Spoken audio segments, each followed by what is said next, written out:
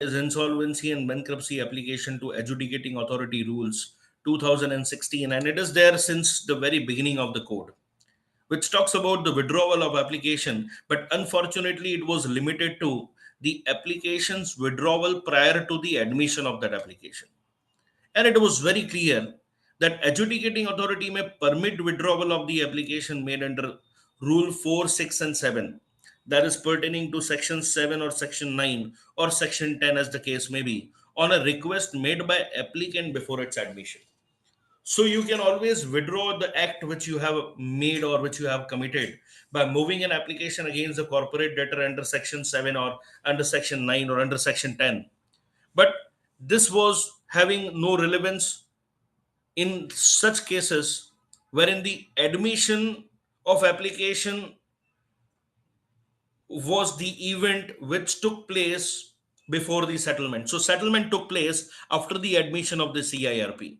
And just to take care of such matters or just to take care of such circumstances, the provision of Section 12A was introduced in the code in 2018. So this is rule number 8, which talks about the power of the adjudicating authority to allow withdrawal of the application, which is made under rule 4, 6, or 7, that is under Section 7 or under Section 9 or under Section 10, as the case may be, on a request made by applicant before its admission. But what in case if the application is admitted and settlement is being taken place? What in case if the settlement is taken place and the COC is not constituted? And what in case if the COC is constituted? That we can deal in the code.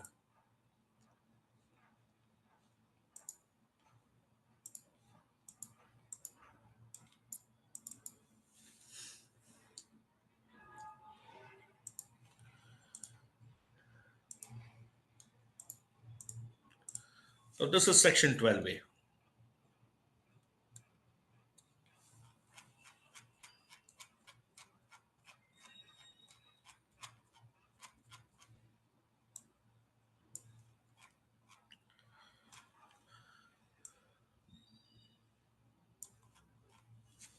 Now, as far as Section 12A is concerned, now when you see this is it was notified or it was inserted with effect from 6th of June 2018, but it was very much confined as far as the adjudicating authority's power to allow the withdrawal of the application admitted under Section 7 or 9 or 10 on an application made by applicant with the approval of 90% voting share of the COC in such manner as may be specified. So, of course, we are supposed to go to the rules. When you see this 12A is taking care of such circumstances when application is admitted. So, Section 9 or Section 7 application is admitted, or Section 10 application is admitted, and settlement is being taken place, or withdrawal is being applied before the adjudicating authority. In such circumstances, it is very clearly stated that they may allow the withdrawal of the application admitted under 7 or 9 or 10 on an application made by the applicant with the approval of 90% voting share of the COC in such manner as may be specified. And when you see the regulation, even the regulation, that is Insolvency and Bankruptcy Board of India Insolvency Resolution Process for Corporate Persons, Regulation 30A, even that regulation was not initially dealing with the aspect of the withdrawal prior to the constitution of COC. Let us see to that. But this is 12A, which deals with the power of the adjudicating authority to permit withdrawal of any application which was made under 9 or 7 or 10 after the admission of such application,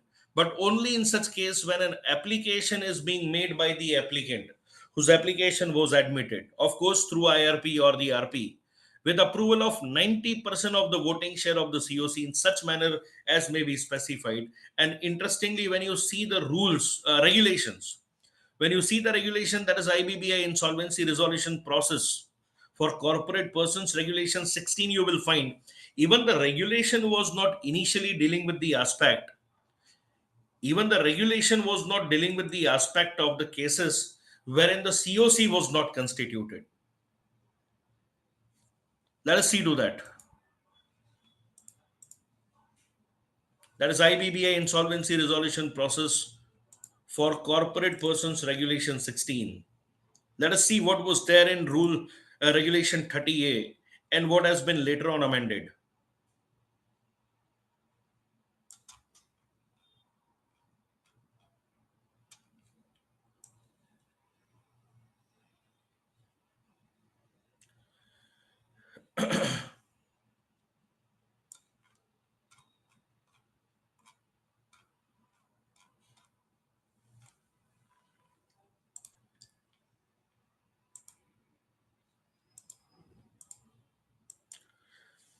I hope this screen is also visible as well.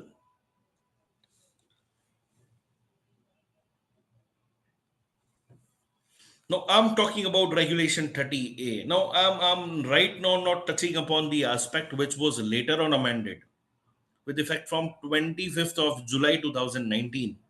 But I'm right now talking about the point wherein this regulation 30A was notified with effect from 4th of July 2018. So when you see the provision of section 12A, that is the 6th June 2018, and this is with effect from 4th July 2018. Now see this regulation 30A which talks about, and that is again confined to the aspect when COC is constituted. It was later on amended. It was later on substituted with effect from 25th of July 2019, wherein the aspect or even that circumstances was taken into consideration. What in case if the COC is not constituted? This is the withdrawal of application regulation 30A of IBBI insolvency resolution process for corporate persons regulation 2016, which talks about an application for withdrawal under 12A shall be submitted to the IRP or the RP as the case may be in Form FA of schedule before issue of invitation for expression of interest under regulation 36A. Now see sub-regulation 2. I'm not reading the amended parcel or the amended portion of this particular regulation.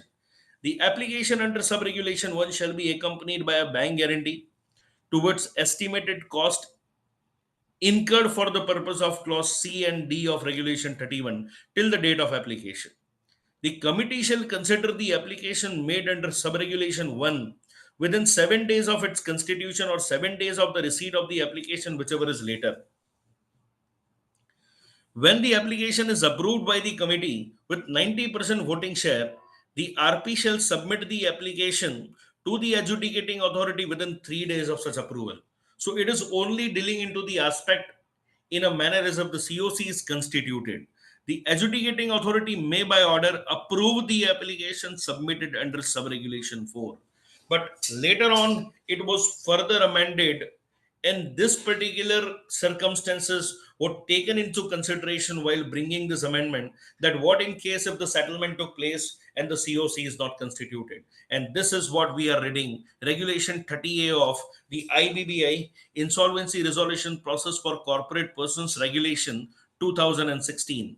An application for withdrawal under 12A may be made to the adjudicating authority, that is regulation 30A, sub-regulation 1 clause A, before the constitution of committee by the applicant through IRP. This is the case we are talking about since long, because up till this moment, the COC is not constituted, even if the public announcement is made.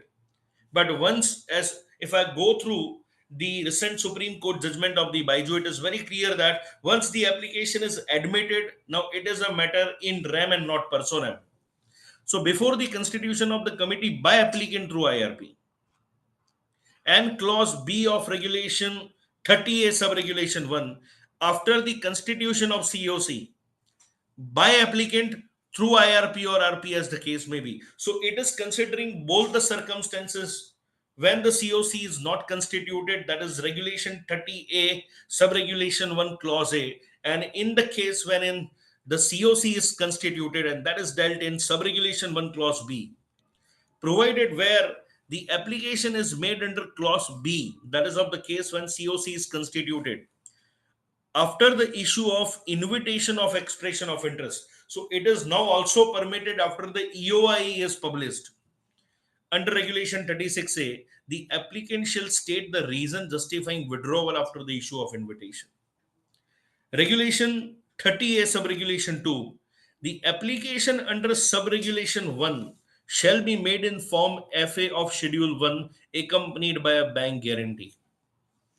So it is Form FA which will be moved by the applicant whose application was admitted, and this FA will be given to the IRP or RP as the case may be. And the applicant has to give a bank guarantee towards estimated expenses incurred on or by the IRP for the purpose of Regulation 33 till the date of filing of the application, or towards the estimated expenditure incurred for the purpose of Clause AA, AB, Clause C and D of Regulation 31 till the date of filing of an application. Where an application for withdrawal is under Clause A, that is in the case when COC is not constituted, the IRP shall submit the application to adjudicating authority on behalf of applicant within 3 days of the receipt. So I, being an applicant whose application was admitted, and later on some settlement has taken place, leading to which I am approaching the IRP. Since the COC is not constituted, I'm approaching IRP in Form A, FA, and within 3 days of my approach to the IRP in Form FA, it is an application which IRP has to move before the adjudicating authority under Regulation 30A, Subregulation 1, Clause A. So, where an application for withdrawal is under Clause A of Subregulation 1, the IRP shall submit the application to adjudicating authority on behalf of applicant within 3 days. Contrary, if COC is constituted, I'm talking about the circumstances of Regulation 30A, Subregulation 1, Clause B. Where an application for withdrawal is made under Clause B of Subregulation 1, the committee shall consider the application within 7 days of its receipt. So I will be approaching the IRP or the RP as the case may be. And within 7 days, it is the application which is required to be placed before the COC for its consideration.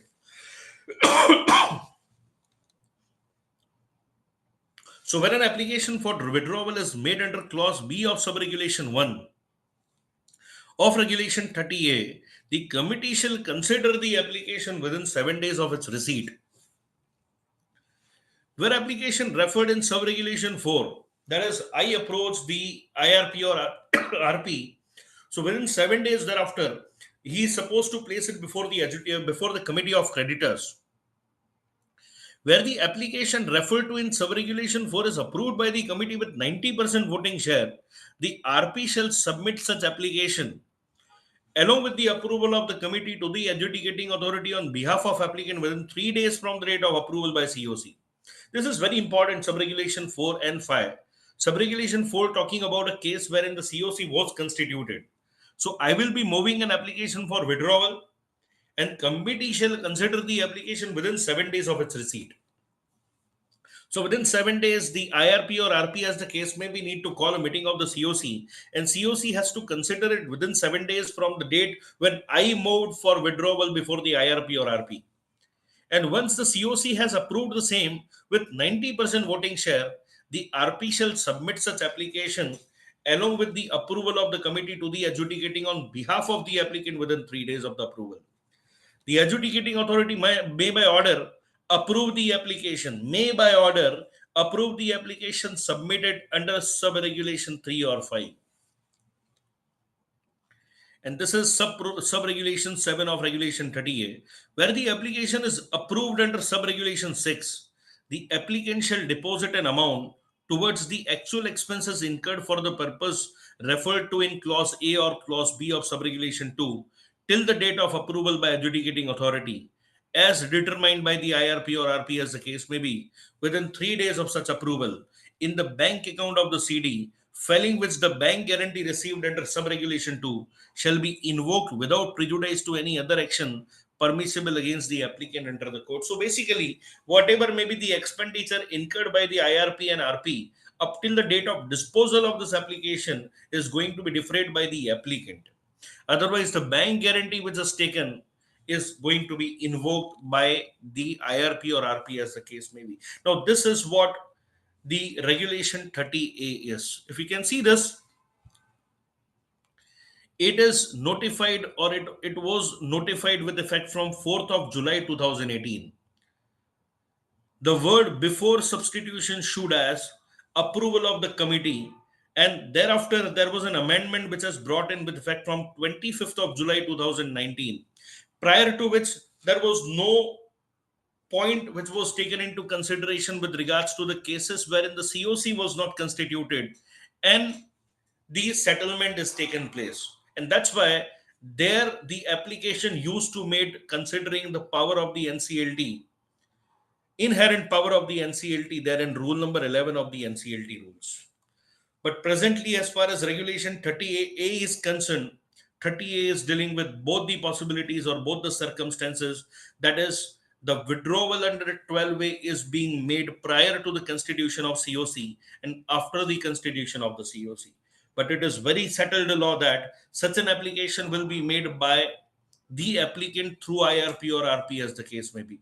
If it is after the constitution of the COC, there is no dispute to this fact that it requires an approval from the COC. A larger interest of the financial creditor will be taken into consideration, and they have to approve this withdrawal with 90% voting shares. But if the COC is not constituted, in that case, you are not supposed to constitute the COC. You can very well approach the IRP within the nearest time possible through form number FA, and within 3 days thereafter, it is the IRP who will be moving an application under section 12A for withdrawal of the application.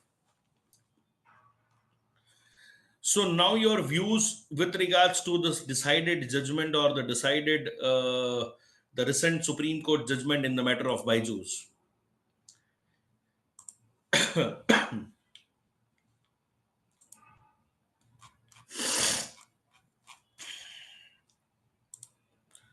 Nowhere it is provided in the regulation that you are supposed to take into consideration the larger interest of other creditors, especially in the circumstances when COC is not constituted. Because now, if it is going to be the case, and if the Byju's judgment is going to be the law, because now it is going to be the law since the case is decided by the Honorable Supreme Court, then in that case, every withdrawal application is going to be intervened by, or indulgence of the other creditor is going to be there in every section 12A application, especially those applications which are pending before the adjudicating authority and on on the verge of being called as infructuous because of the admission of other application prior to them before the adjudicating authority. So my point is, as far as reading of the plain reading of section 12A is concerned, or regulation 30A is concerned, the amended 30A is concerned, amended regulation 30A subregulation 1 clause A is very clear as far as the withdrawal or the locus is concerned. It is always the applicant who will be approaching IRP, and it is the IRP who, within 3 days from the date of such filing of FA or application in form FA, IRP has to move 12A application. But in such circumstances, if the intervention of other creditor will be entertained by the NCLT, that is adjudicating authority, the possibilities of dealing with section 12A application will be, or passing the possibility of successfully dealing with section 12A application will be very low. I will appreciate your view, sir.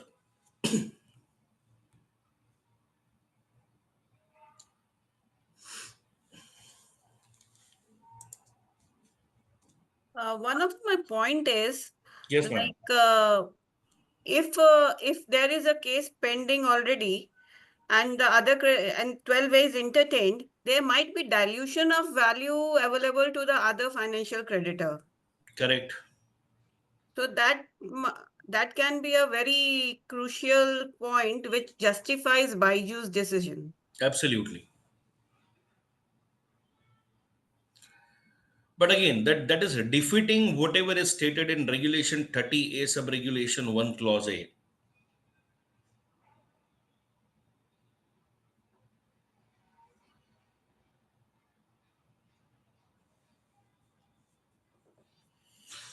Any other views?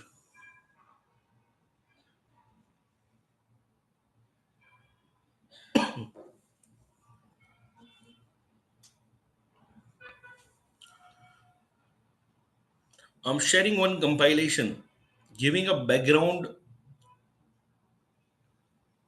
of those era, or of that years, 2017, I'm talking about, when the provision of section 12A was not notified, because it was notified in June 2018, or regulation 30A was not there in the Insolvency and Bankruptcy Board of India insolvency resolution process for corporate persons regulation 2016, when regulation 30A was not there.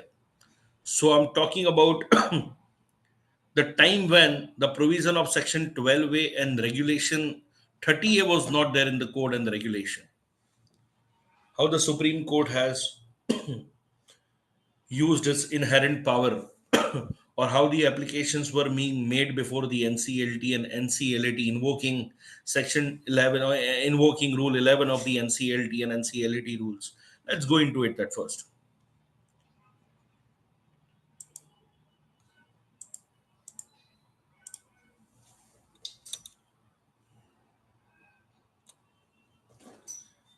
The screen visible?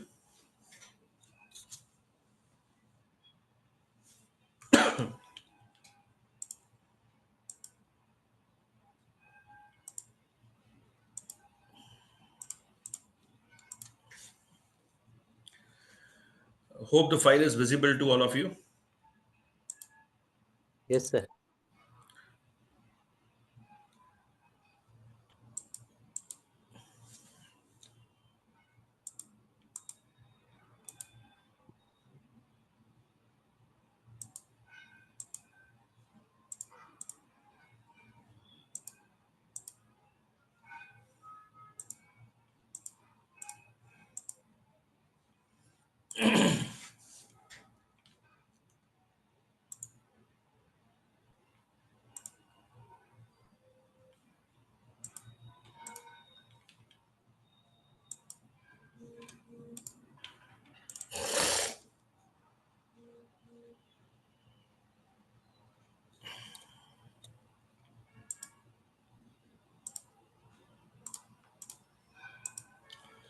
So, yes, now this is the subject which has been assigned to me, or the topic which is assigned to me for the deliberation.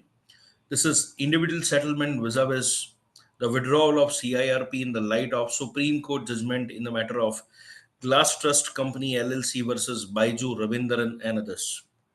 We will be dealing into this topic, or we will be dealing into this judgment after understanding how the code has been dealing with, or in what manner the code was dealing with such application prior to the enactment of, or prior to the notification of 12A and regulation 30A of the regulation, that is IBBI, insolvency resolution process for corporate persons 2016 regulation. So as far as this judgment is concerned, I must say that if I just go to the crux of this judgment, I must say this judgment has emphasized that the interest of all the stakeholder are to be taken into consideration, and not just that of corporate debtor.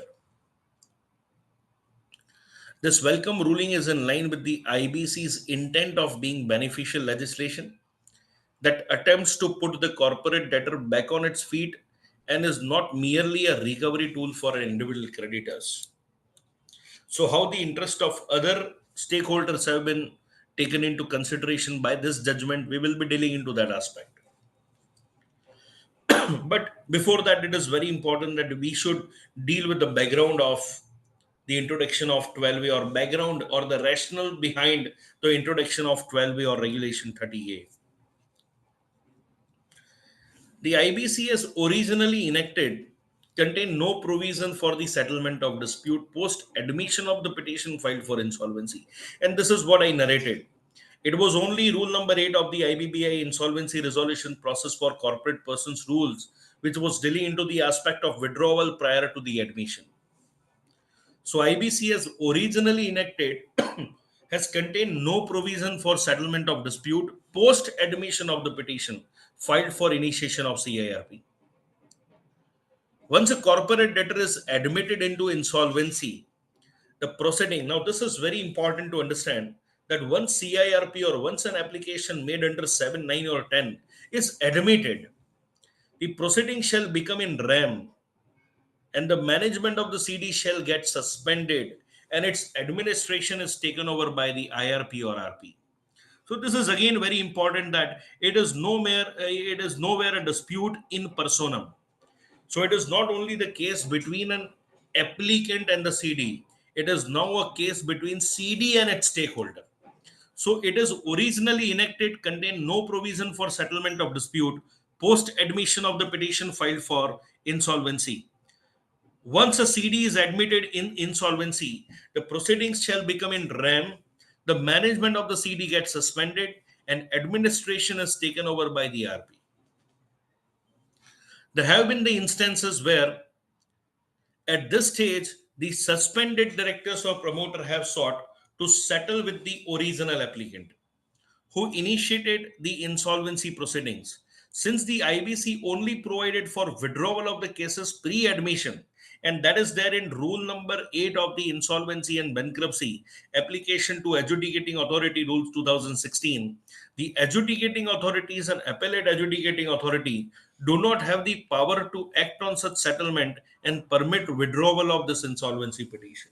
I'm talking about this is the era prior to the introduction of or notification of section 12A or regulation 38. This is something which is quite interesting to understand.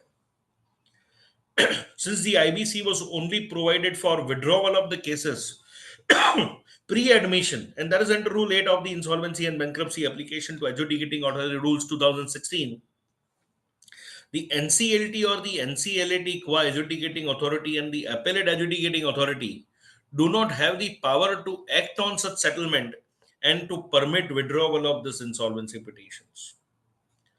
This led the parties to approach Honorable Supreme Court, requesting it to exercise its power under Article 142 to permit settlement. Supreme Court, recognizing this lacuna observed in the case of Uttara Foods, we will be dealing into that also, that relevant rules should be amended. Which rule? Rule 8, which talks about withdrawal prior to admission. Relevant rules should be amended by the competent authority to allow compromise to that effect after the admission of insolvency application. So need was arise once the application kept on moving before the Honorable Supreme Court to exercise its power under Article 142. Now this is Article 142. Article 142 of the Constitution of India states that this is about enforcement of decree and the order of Supreme Court and order as to discovery. So Supreme Court, in the exercise of its jurisdiction, may pass such decree or may make such order as it necessary for doing a complete justice in any cause or matter pending before it. And any decree so passed or order so made shall be enforceable throughout the territory of India in such manner as may be prescribed by or under any law made by the Parliament, and until the provision in that behalf is made in such manner as may be the President may order prescribe. And Article 142, this is clause 2, which states that subject to the provisions of any law made in that behalf by the Parliament, the Supreme Court shall, as respect the whole of the territory of India, have all or every power to make any order for the purpose of securing the attendance of any person, the discovery or production of any document, or investigation or punishment of any contempt. So basically, as far as 142(1) is concerned, the Supreme Court, in exercise of its jurisdiction, may pass such a decree, make such order as it necessary for doing complete justice in any cause or matter pending before it, and any decree so passed or order so made shall be enforceable throughout the territory of India. So the applications were being made before the Honorable Supreme Court, considering this power of the Supreme Court under Article 142. Now this is the case of Uttara Foods. Uttara Foods and Feeds Private Limited versus Mona Pharmachem on 13 November 17. I'm talking about this case which is prior to the enactment of 12A. 12A was notified with effect from 6th of June 18. Much thereafter, the Supreme Court recognized this lacuna observed in Uttara Foods that the relevant rule should be amended by the competent authority to allow compromise to take effect after the admission of insolvency application. See the extract. In an earlier order dated choice 7/2017, 24th of July 2017, this bench had observed that in view of Rule 8 of the INB, application to adjudicating authority Rule 16, the NCLAT prima facie could not avail of inherent power recognized by Rule 11 of the NCLAT rule, admission of the insolvency application. We are of the view that instead of all such order coming to Supreme Court, as only the Supreme Court may utilize its power under Article 142 of the Constitution, the relevant rule be amended by the competent authority so as to include such inherent power. This will obviate unnecessary appeal before the Supreme Court where such agreement has been reached. On the fact of the present case, we take on record the settlement between the party and set aside the NCLAT order.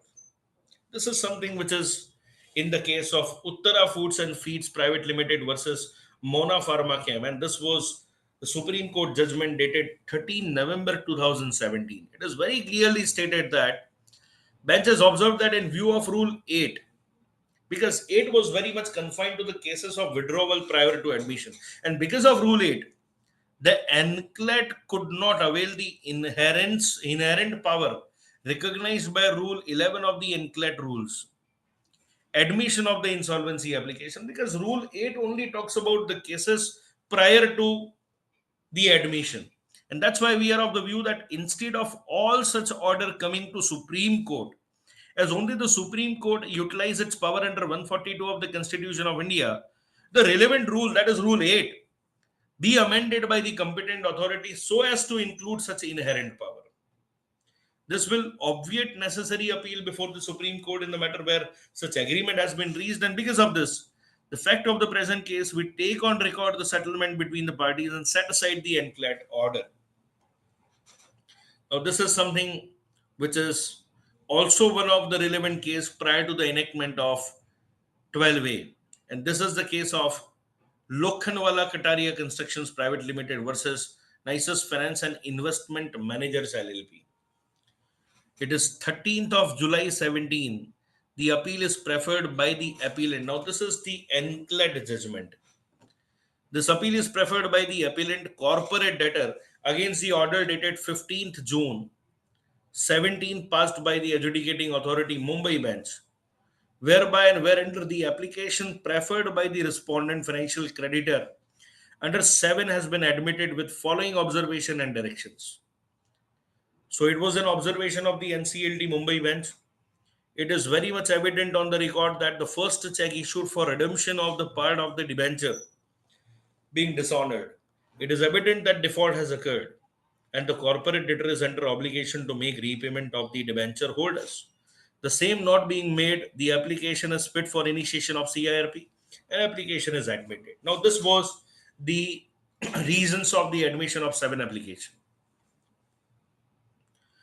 Learned counsel appearing on behalf of the respondent, financial creditor, submitted that the parties have settled the dispute and part amount has already been paid. Now, this is the case wherein the 12A was not there. Application is admitted and the financial creditor has received something in part. They also highlighted that by learned counsel of the corporate debtor. However, such a settlement cannot be a ground to interfere with the impugned order in absence of any other infirmity. At this stage, we may notice and refer to Rule 8. Rule 8 again talks about withdrawal prior to admission. That adjudicating authority may permit withdrawal of the application on a request made by the applicant, but before its admission. Thus, before admission of the application under 7, it is open for the financial creditor to withdraw the application. But once it is admitted, it cannot be withdrawn. It cannot be withdrawn and is required to follow the procedure laid down in section 13, 14, 15, 16, and 17. That is declaration of moratorium, appointment of the IRP, and so on and so forth. Even the financial creditor cannot be allowed to withdraw the application once admitted, and the matter cannot be closed till the claim of all the creditors are satisfied by the CD. So this is what NCLAT has stated. Mere admission without subsequent state step of advertisement having been carried out would not amount to refusal of claim of other creditor. Such submission as made by the learned counsel for the appellant cannot be accepted in view of the provisions of the court. Learned counsel for the appellant requested to exercise inherent power, and that is Rule 11 of the NCLAT rules, which read as follows. Nothing in this rule shall deem to limit or otherwise affect the inherent power of the appellate tribunal to make such order or give such direction as may be necessary for meeting the end of justice or prevent the abuse of the process of the appellate tribunal. However, as said Rule 11 has not been adopted for the purpose of INB code, and only the Rule 20 to 26 have been adopted in absence of any specific inherent power. And where there is no merit, the question of exercising inherent power does not arise. We find no merit in the appeal is accordingly dismissed. So even NCLAT has not decided on the basis of its inherent power, considering the absence of the necessary rule which permit even NCLAT to exercise its inherent power.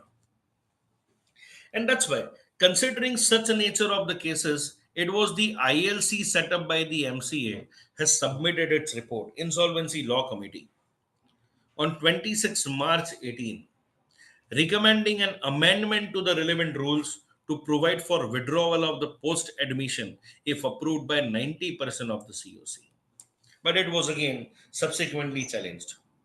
The Insolvency Law Committee set up by the MCA submitted its report on March 26, 18, recommending an amendment to the relevant rules to provide for withdrawal of the post insolvency application admission if it is approved by 90% of the COC in value.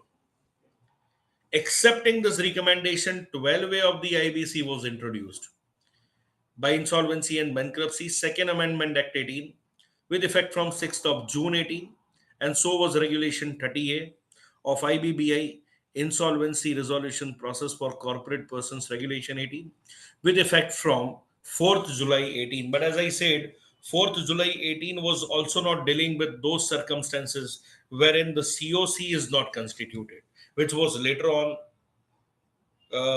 notified with effect from, this is what we have stated, in 2019 July. Both Section 12A and originally enacted Regulation 30A provide for the withdrawal of the insolvency petition after admission with the approval of 90% of the COC. I'm talking about this case. I'm talking about this circumstances. Because as we have seen, Regulation 30A in 2018, even though it was notified, Regulation 30A in 2018, even though it was notified, that is with effect from 4th of July 18, but it was again not dealing into the aspect what it is there in Regulation 30A 1 clause A. That is Regulation 30A sub-regulation 1 clause A. It was not dealing into the aspect of the withdrawal prior to the constitution of COC, but it was only with effect from 25th July 2019. Such cases have also been considered.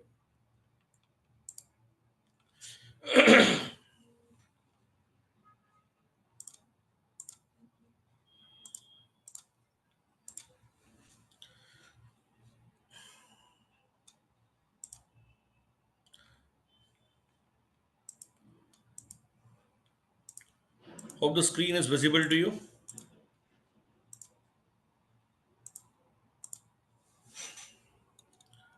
So this is what the point was, that even Section 12A and originally enacted Regulation 30A has only provided for the cases wherein the withdrawal of the insolvency application is the case post admission with approval of 90% of the COC. And it was also not dealing into those cases wherein the COC is not constituted. Section 12A is more stringent in comparison to Section 30 subsection 4, which talks about approval of the resolution plan by the COC with 66% voting shares. The high threshold has been explained in the Insolvency Law Committee report, which reasoned that all financial creditor have to put their heads together to allow such withdrawal as ordinarily an omnibus settlement, including all creditor, ought ideally be to be entered into. This section, however, is silent about the withdrawal of the application after its admission to insolvency proceedings, but prior to the formation of the COC. So ILC has made it a reasoned one, or ILC in his report has given this reason that why this high threshold limit. Because on the one side, for approval of the COC, for approval of the resolution plan, it is only the 66% voting share of the COC is required. But contrary, as far as the withdrawal is concerned, the high threshold limit has been explained, and the reason which is provided was that all the financial creditor have to put their heads together to allow such withdrawal as ordinarily an omnibus settlement, including all creditor, ought ideally be entered into. This section, however, is, but again, this is, however, not a solution brought in for those cases wherein the application for withdrawal is being made, but COC is not constituted.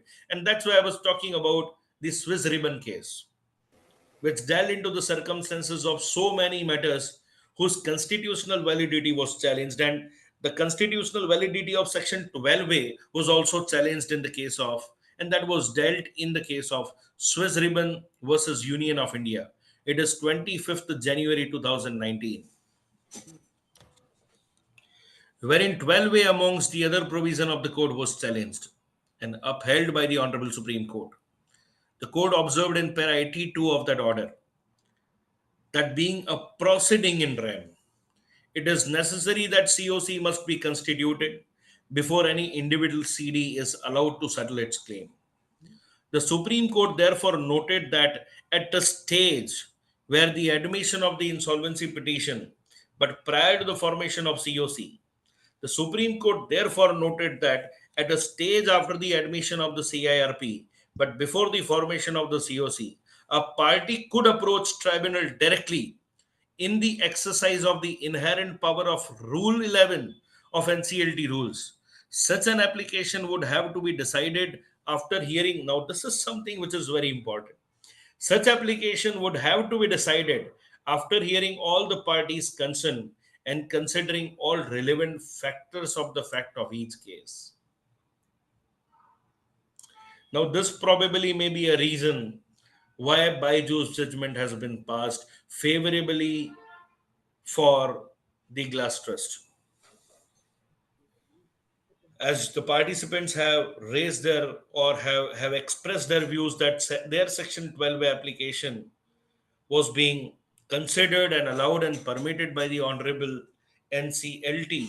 One has said it is allowed by the NCLT Kolkata bench. But why the Baiju's judgment has once again forced us to think about the fact that even though when COC is not constituted, but still the interest of the other concerned parties are required to be considered while passing an order. Now, this is the Swiss ribbon case, which clearly states that once an application is admitted, it is a proceeding in rem. It is necessary that the COC must be constituted before any individual CD is allowed to settle its claim.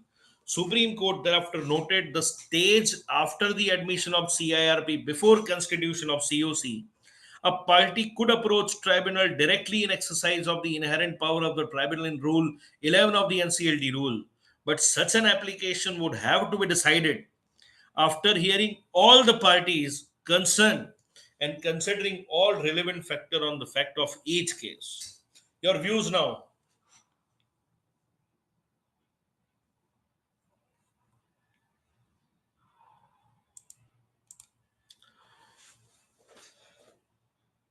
Again, once again would like to mention here that in the Baiju's case, the COC was not constituted. It was the admission of the BCCI's application against which the promoters of the Baiju have moved enclate. In between this, there was a settlement which has taken place between the CD and the OC, that is BCCI. and leading to which NCLAT, exercising its inherent power of Rule 11 of the NCLAT Rule 16, has permitted that settlement and set aside the CIRP, which was challenged before the Honorable Supreme Court by Glass Trust. COC was not constituted in that case. I'll appreciate your views, your say in this connection.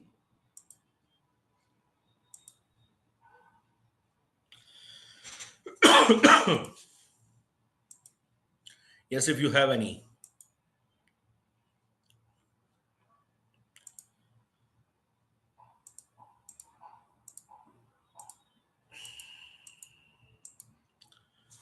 Anyways, we can proceed further then.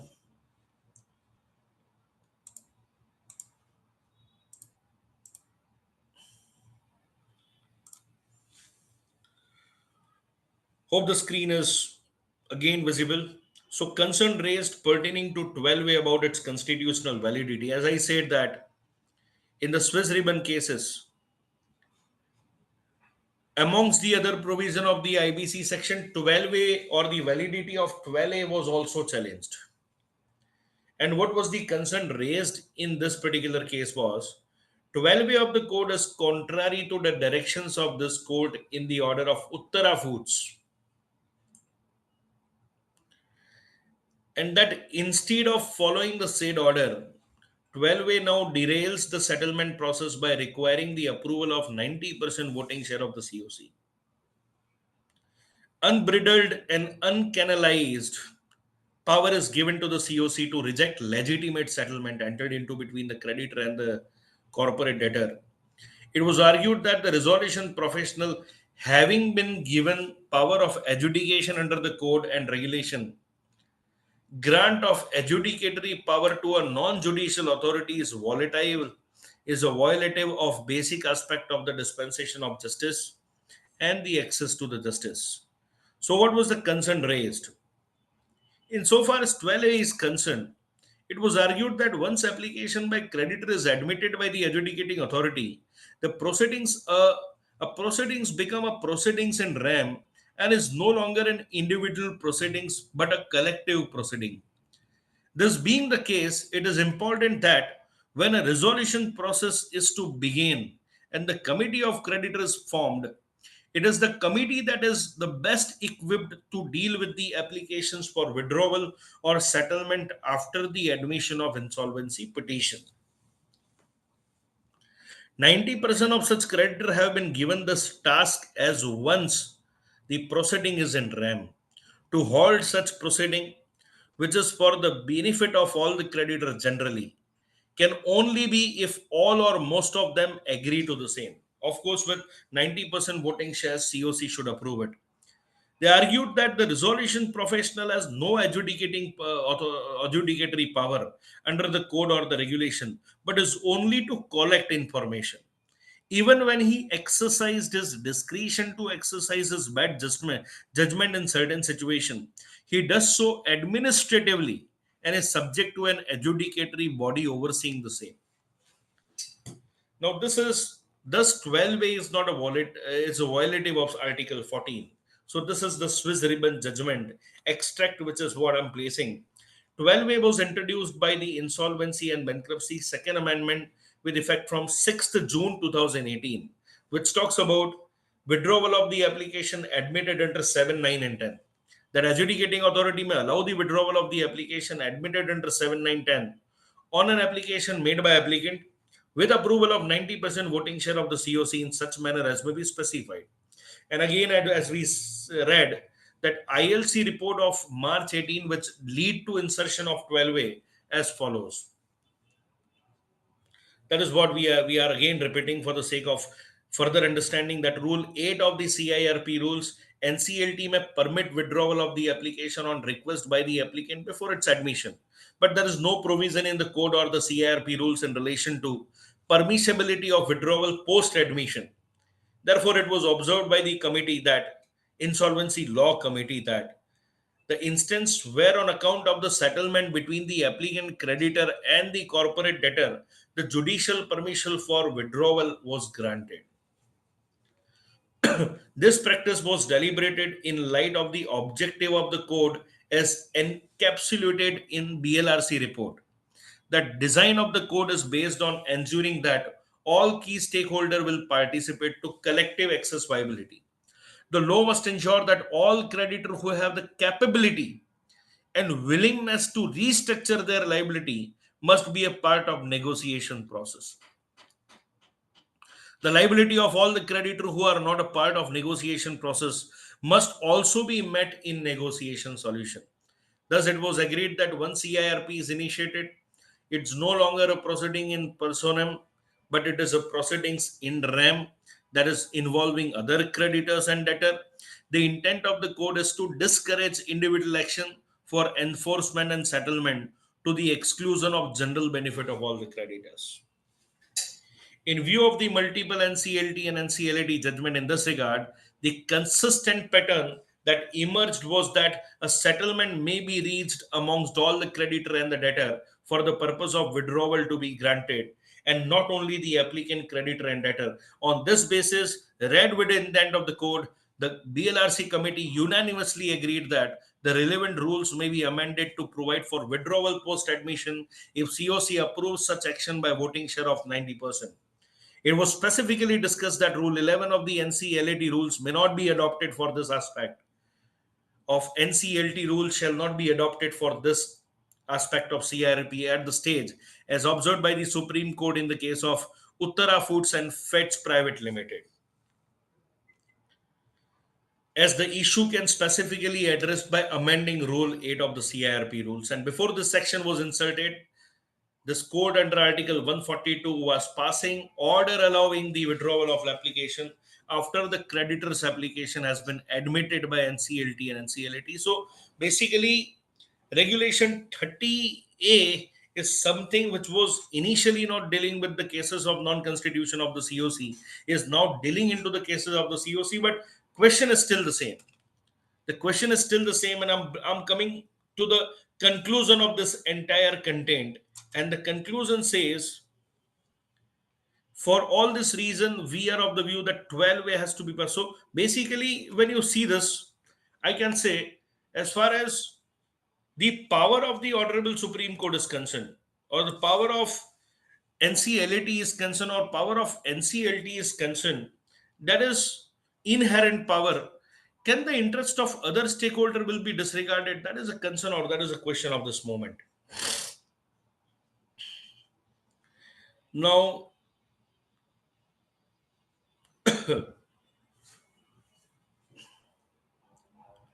now this is the Glass Trust case, which we will now be dealing upon.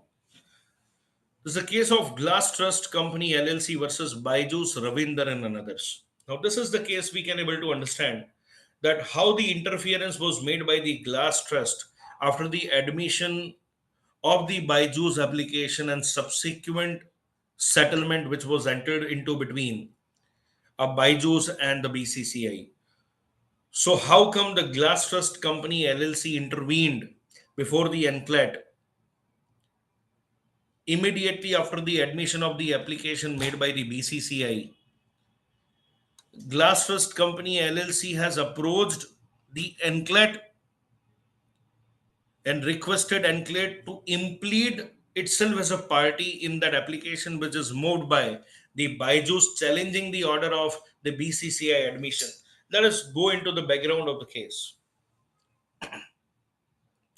The Honorable Supreme Court delivered a significant judgment clarifying key aspect of the IBC.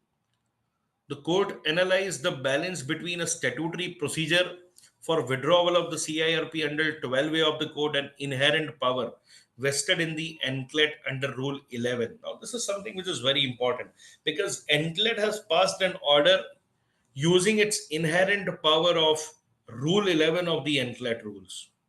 Again, I would like to read. The Supreme Court delivered a significant judgment clarifying the key aspect of the Insolvency and Bankruptcy Code. Court has analyzed the balance between the statutory procedure for withdrawal of the CIRP, which is there in 12A read with Regulation 30A, and the inherent power of the enclave under Rule 11 of the enclave rules. Now, this is the background of the dispute in the case of between the Byju's and between the Glass Trust. The Byju's Alpha Inc., a US based subsidiary of Think and Learn Private Limited, that is the Byju. The Byju's Alpha Inc., a US based subsidiary of Think and Learn Private Limited, secured a loan facility amounting to 1.2 million US dollar under a credit and guarantee agreement dated November 24, 2021 from its lender. So it is the Byju's wholly owned subsidiary of US has secured a loan facility of 1.2 billion US dollar under a credit and guarantee agreement dated 24th November 21 from its lender, including this Glass Trust. Under the said agreement, the CD, that is the Baiju Think and Learn Private Limited, acted as a guarantor and issued a guarantee in favor of Glass Trust Company LLC, who serve as the administrative agent for all the lender and the collateral agent for the secured lender under the agreement. Following the alleged payment default by Baiju Alpha Inc., under the aforesaid agreement, so there was a default committed by its wholly owned subsidiary, that is Baiju's Alpha Inc. Under the aforesaid agreement, the appellant, that is the Glass Trust Company LLC, took steps to enforce the security interest, invoked the guarantee provided by the Think and Learn Private Limited, that is Baiju. However, a CD also defaulted on its obligation, but Think and Learn Private Limited or Baiju has committed a default on its obligation as a guarantor under the terms of the agreement. So this is how the default has made. Additionally, it is alleged that in April, now this is very relevant, in April and July 2022, Byju's Alpha Inc., that is wholly owned subsidiary, which has committed a default in making payment to its US lender, that is a Glass Trust Company LLC. So it was alleged in April and July 2022, the Byju's Alpha Inc., that is wholly owned subsidiary of the Think and Learn Private Limited, made a series of wire transfers totaling approximately 533 million USD at the behest of the CD to a hedge fund based in US, leading to appellants moving a motion before the US Bankruptcy Court, District of Delaware, for seeking preliminary injunctive relief to protect the said amount. On March 18, 24, the Delaware court issued a preliminary injunction restraining Mr. Ravindaran, Riju Ravindaran, another wholly owned subsidiary of CD, hedge fund, and other associated parties from taking any action that would involve spending, transferring, exchanging, converting, dissipating, liquidating, or otherwise modifying the right relating to 533 million transferred from Byju's Alpha Inc. to the said hedge fund. So there was an order which was passed by a Delaware court. Subsequently, on May 28, 2024, the Delaware court found Mr. Riju Ravindaran in contempt of the preliminary injunction order issued on March 18, 2024. That is what we have studied. And ordered the immediate commencement of full discovery of Mr. Riju Ravindaran's financial situation, including but not limited to determining the extent and the location of his assets, amount in his personal bank account, identification of any other asset he holds, and posted the case to a later date to determine the financial penalties to be imposed on Mr. Rijus Ravindaran. On 31st July 2024, the Delaware court imposed a daily penalty of 10,000 USD on Mr. Riju Ravindaran on contempt of the court order. Now, this is their dispute which was there in US before the Delaware court. And that was a dispute which was initiated by the Glass Trust Company LLC against the US based subsidiary of the Baiju, and that is the Baiju's Alpha Inc. But contrary what was happening in India at that time, simultaneously in India, the BCCI filed a petition under Section 9 of the IBC against the Baiju's Think and Learn Private Limited for an operational debt of 158 crore payable under a team sponsorship agreement. Accordingly, the NCLT admitted the petition on July 16, 2024. So on 16th July 2024, the Think and Learn Private Limited was admitted in CIRP and initiated CIRP proceedings against the corporate debtor. On the other hand, the appellant filed petition under Section 7 of the Code against the corporate debtor. However, the NCLT disposed the said 7 application in light of the admission of the order passed under Section 9 filed by BCCI. So, considering the application which was admitted by the NCLT Bangalore bench, Section 7 application got infructuous. So, Section 7 application was also filed against the Think and Learn by the Glass Trust Company LLC. NCLT, although granted liberty to appellant to file its claim, so Glass Trust Company LLC got the liberty from the NCLT Bangalore bench to file its claim before the IRP appointed as per the said order under Section 9 of the Code. That was an order dated 16th July 2024, and to seek restoration or revival of Section 7 petition depending on the subsequent development at the appellate level. Because by that time, the appeal was made by the Think and Learn before the Honorable NCLT Chennai bench. The corporate debtor subsequently challenged the admission order before the NCLT Chennai bench. The appellant also approached the NCLAT. So, Glass Trust Company LLC also approached NCLAT to challenge the disposal of Section 7 application and also sought impleadment in the appealed 5 CD.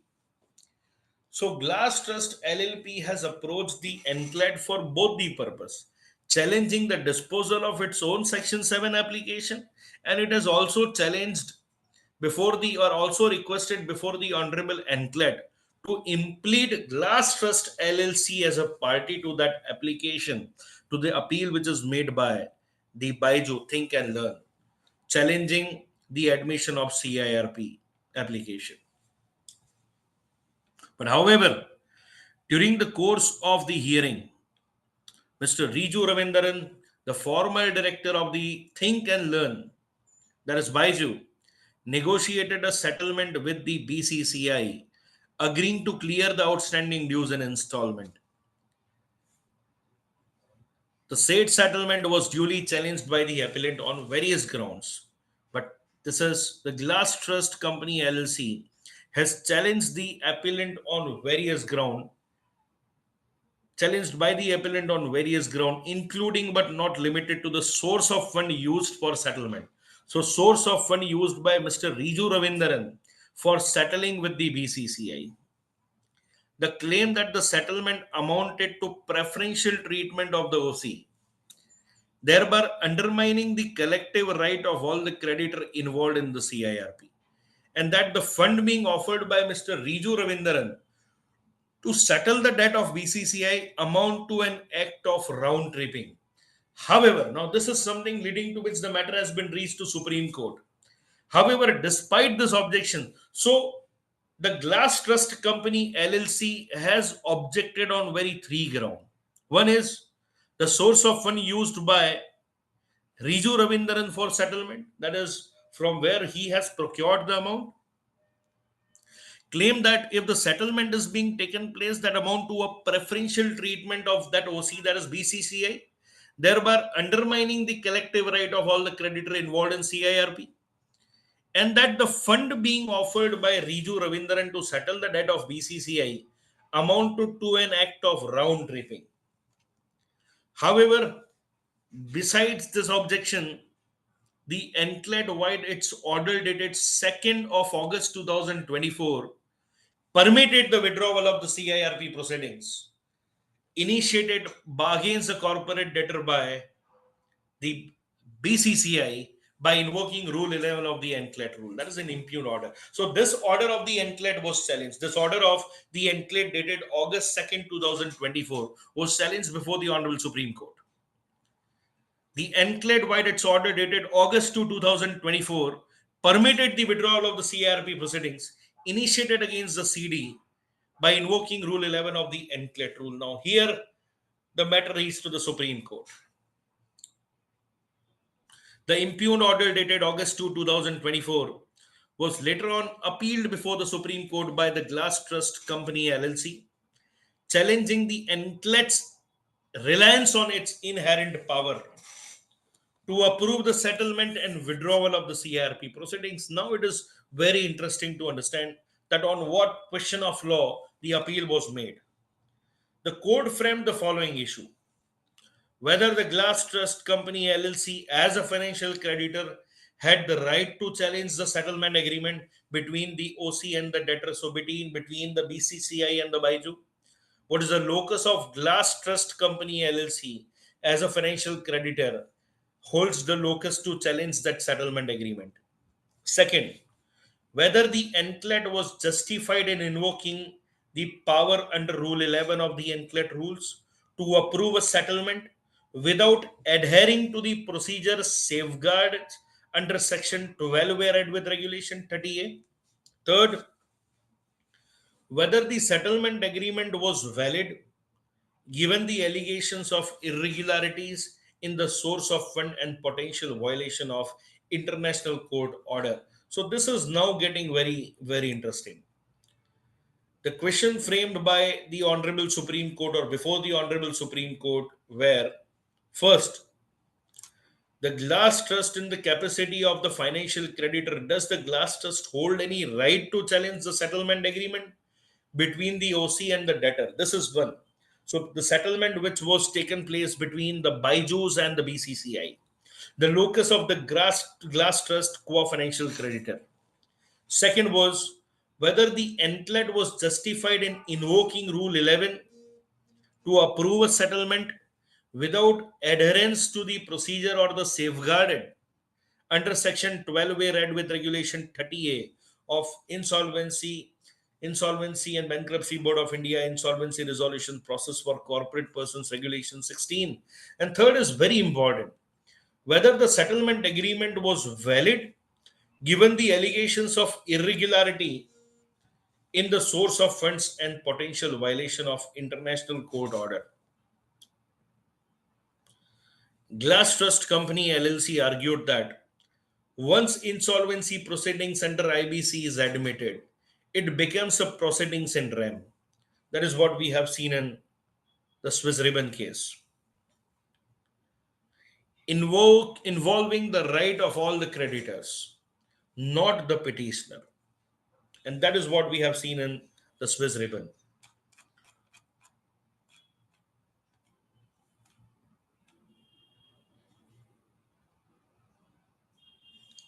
Swiss ribbon versus Union of India, 25th Jan 19.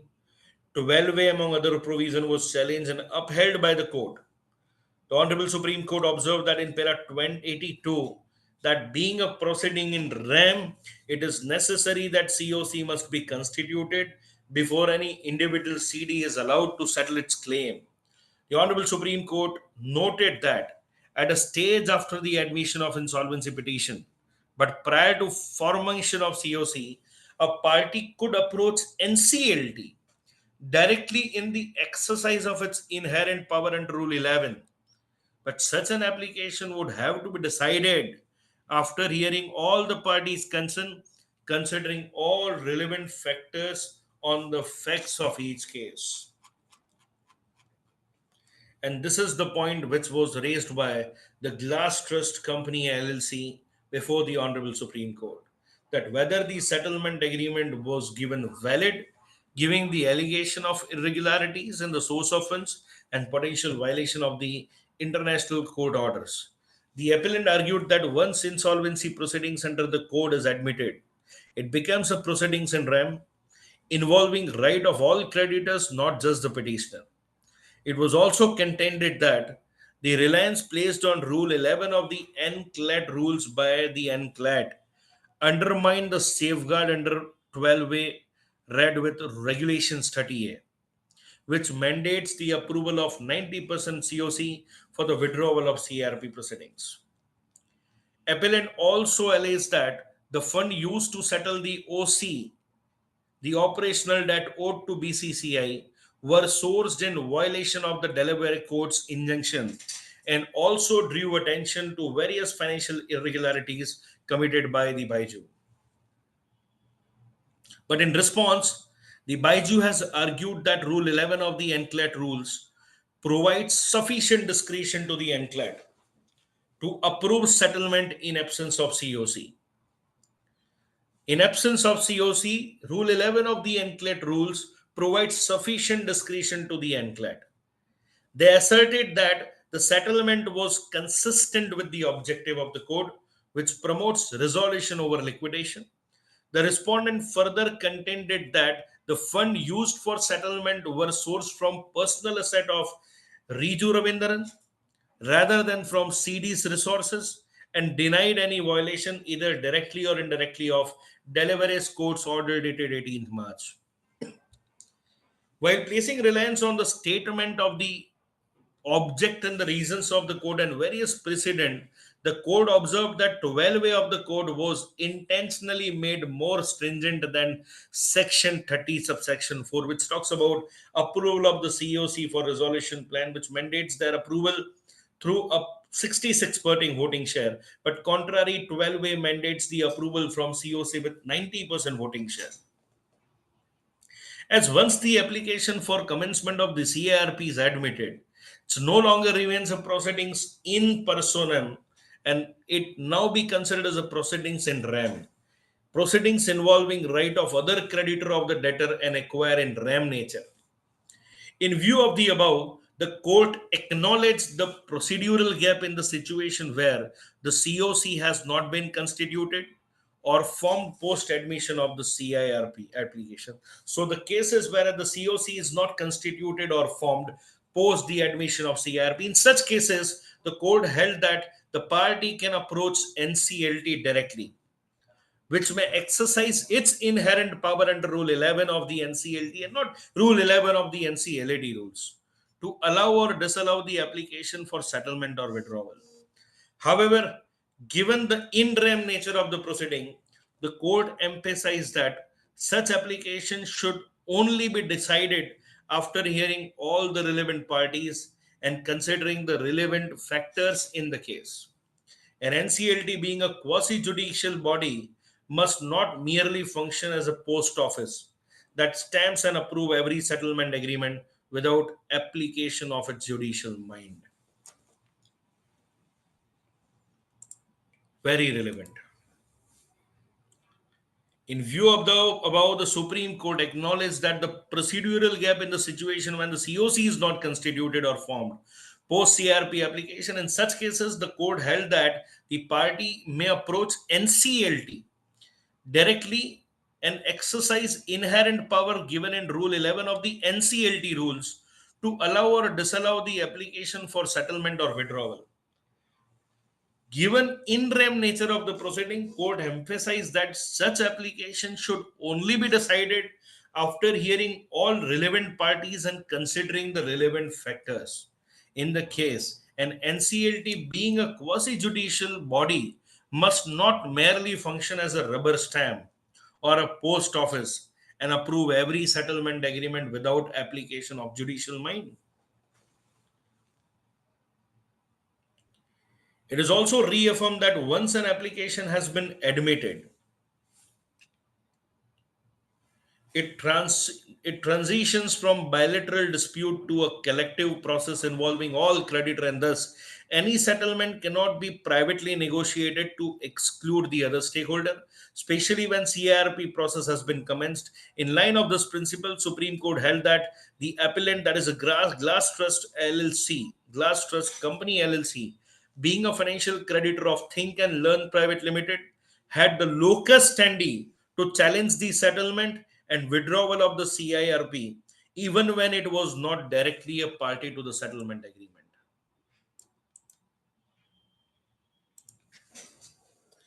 The code further emphasized that 12A of the code read with regulation 30A of the CIRP regulation establish a clear framework for CIRP withdrawal, requiring COC approval with 90% voting shares.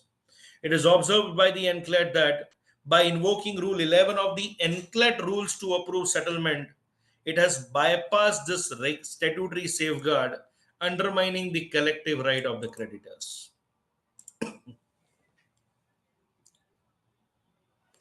While recognizing the discretionary power of both NCLT and NCLAT to prevent the abuse of the process and ensure justice, the Supreme Court clarified that such power must operate within the boundaries of the provision.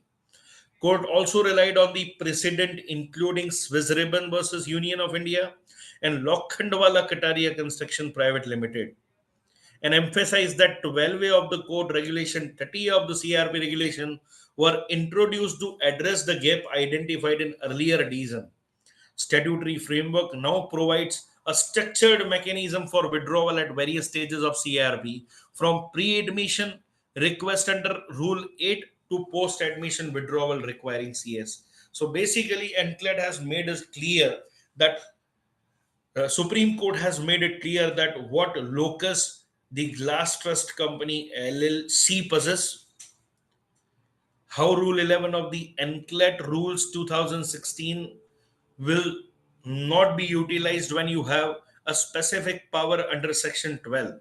It is provided that emphasize that 12A of the code read with regulation 30A of the CRP regulation were introduced to address the gap identified in earlier decision.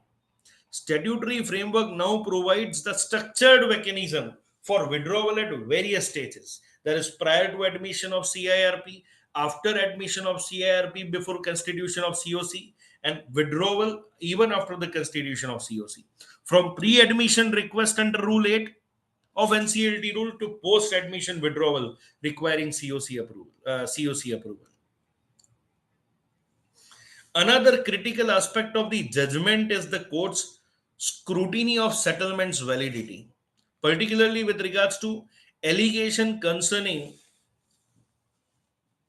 is the court's scrutiny of the settlement's validity, particularly with regards to allegation concerning the source of fund.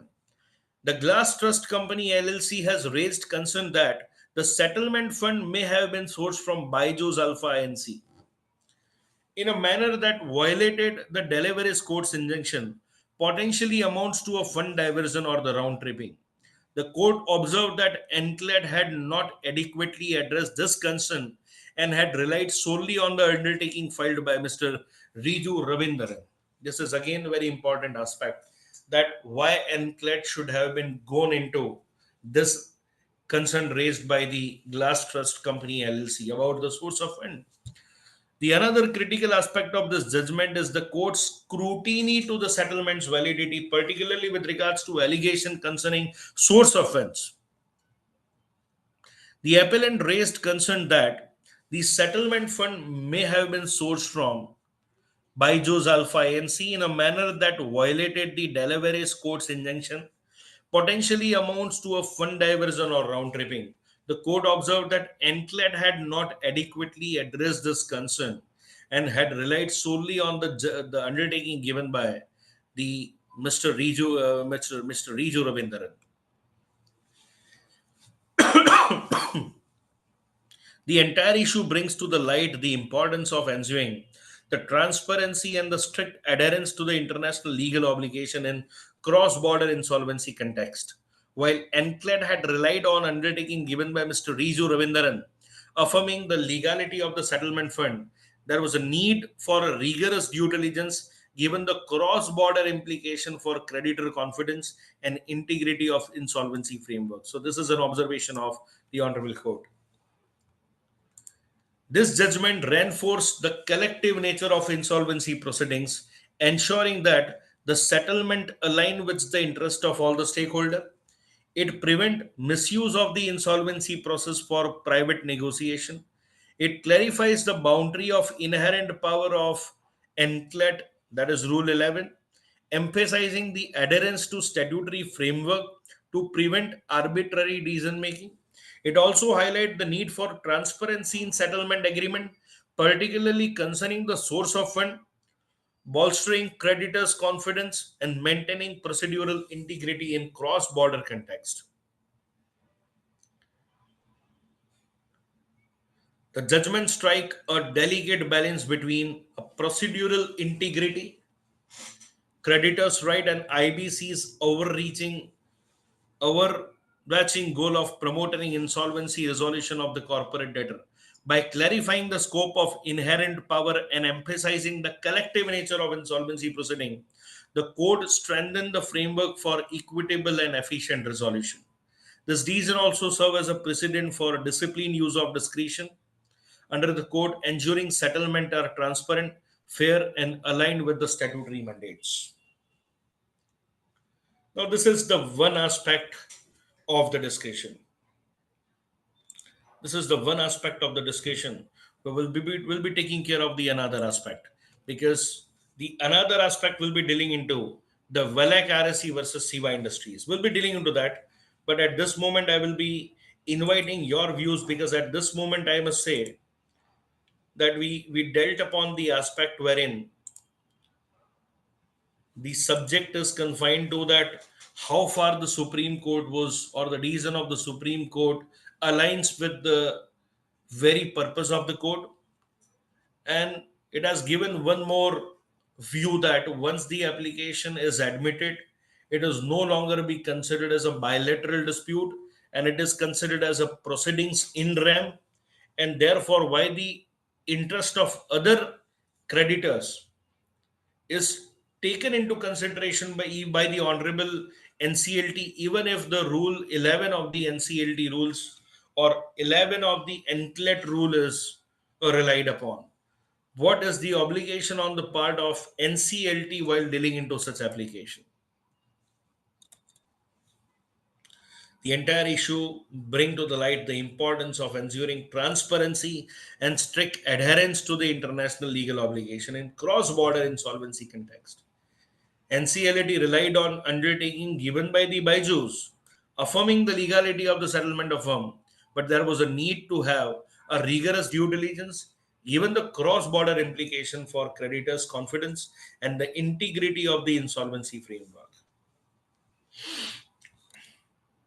It has clarified the boundaries of inherent power, emphasizing adherence to the statutory framework to prevent arbitrary decision making, also highlight the need for transparency in settlement agreement, particularly concerning the source of fund, bolstering the creditor's confidence, maintaining the procedural integrity. But now the things will not remain that smooth. Now, even in the cases wherein the COC is not constituted, you will find the challenges. The challenges will be there in 12-way application. The NCLT will not act as a rubber stamp, will not act as a post office, and will take into consideration the interest of the creditor as a whole, and not only the interest of the applicant who is moving a withdrawal application. Yes, I will be waiting now. This is something which is now very important for us to deliberate upon, in favor or in against the views, or in favor or against the reason of the Honorable Supreme Court, especially after this judgment of Byju's in the matter of Glass Trust Company LLC. Your views on that?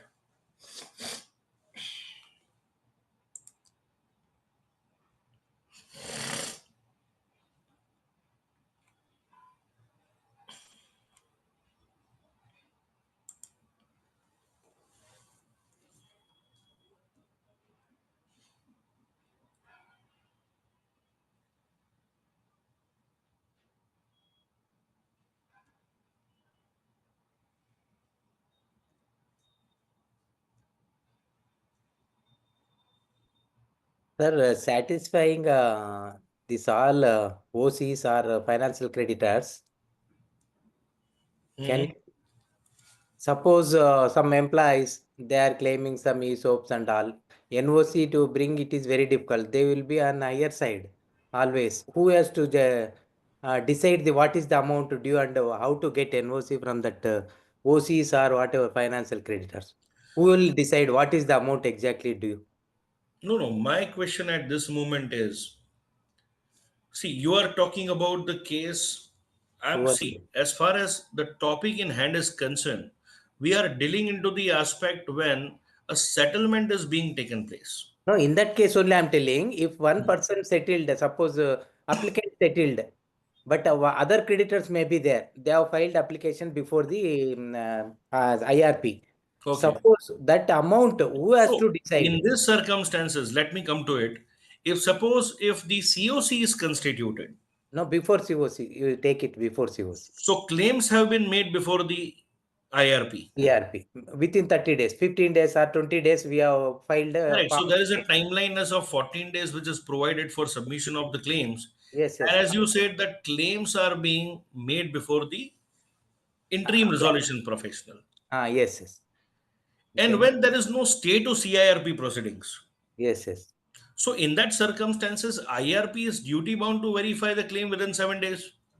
I am verifying and I am deciding this is the amount that Correct. they are asking NOC to adjudicating authorities asking NOC from the all creditors. How to bring NOC from No, all the no. Where it is provided that you need NOC from other creditors? now adjudicating authority is insisting NOCs from all creditors. No, no, no, no. My point is, this is something which is going beyond beyond the square box of the CO, beyond the code, because code is Yes, very yes. clear. Your Uh, role, if the CIRP is not suspended, yes, you yes, are bound to continue your process because you are again answerable and accountable to the court, to yes, the yes, NCLT being the officer of the court.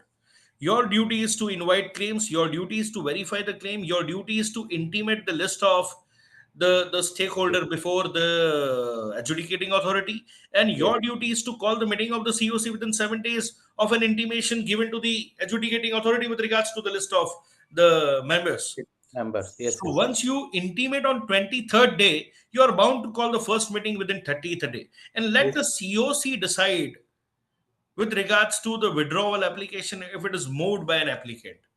It's there is no provision or concept of any NOC. No, those who are applicants always try to settle before formation of COC.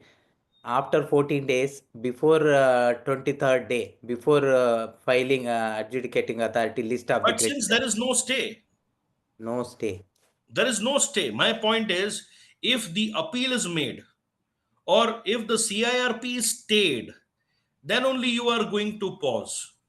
If there is no stay on that, see, when you need to act upon, you need to act upon receiving FA. Yes, yes, yes. You will be getting FA within 3 days. You need to move an application if COC is not constituted. Yeah, yeah, same. But in your case, when you have received the claims, 14 you have days. received the claims. That is it. 23rd day stay has come, suppose. Let's consider stay. Let us consider the fact that COC is not constituted. Let us Uh-huh. consider this. But since you have received the claims from other creditors, Yes, when you will be moving 12-way application, that yes, is within 3 days from the date of receipt of FA from the applicant, the NCLT may going to ask you about the creditor whose claims are received. exactly. Yes, They having this right to be heard.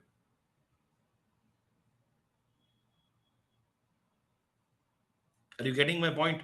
yes, yes. There is no regulation which mandates me to seek NOC. There is no provision in the code which mandates me to exercise certain things which are not falling within the scope of work. My role is confined to act upon the regulation 30A, sub-regulation 1 clause A, which Mm. states that since COC is not constituted, the timeline of 3 days is provided to approach to move an application on behalf of the applicant before the adjudicating authority, and I should be very clear in terms of the developments that I have received the claim from this much number of the stakeholders. Though the claims have been verified or not, whether COC is constituted or not, an NCLT is bound to consider the interest of those claimants also while deciding upon any such application made relying upon Rule 11 or relying upon Rule Regulation 30A1A. Oh, yes. Seeking NOC is not the prerequisite so far as the regulation is concerned, but now the NCLTs are going to be extra conscious Yes, sir. Yes. after this judgment of Byju's on all the aspect. And now every stakeholders have got the wings Yeah. to challenge the source of fund through which the settlement has been facilitated, Correct. to bring on record certain important and less important aspect Yes. that why this withdrawal should not be allowed.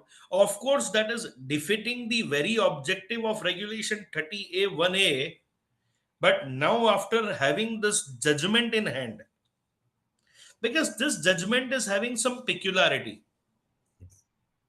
some observation was made by Overseas Court of Delaware.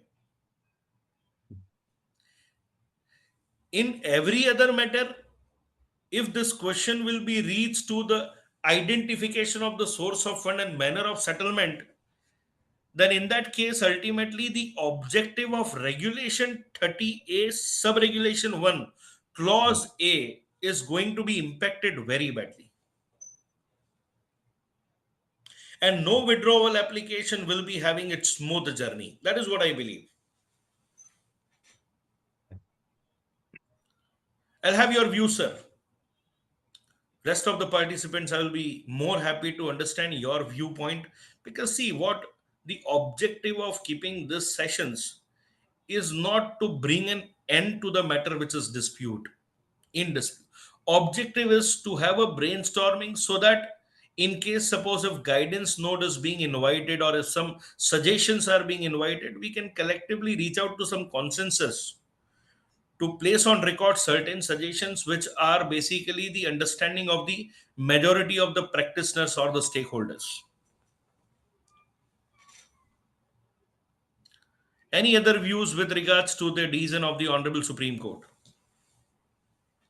challenging the NCLAT judgment dated 2nd August 2024?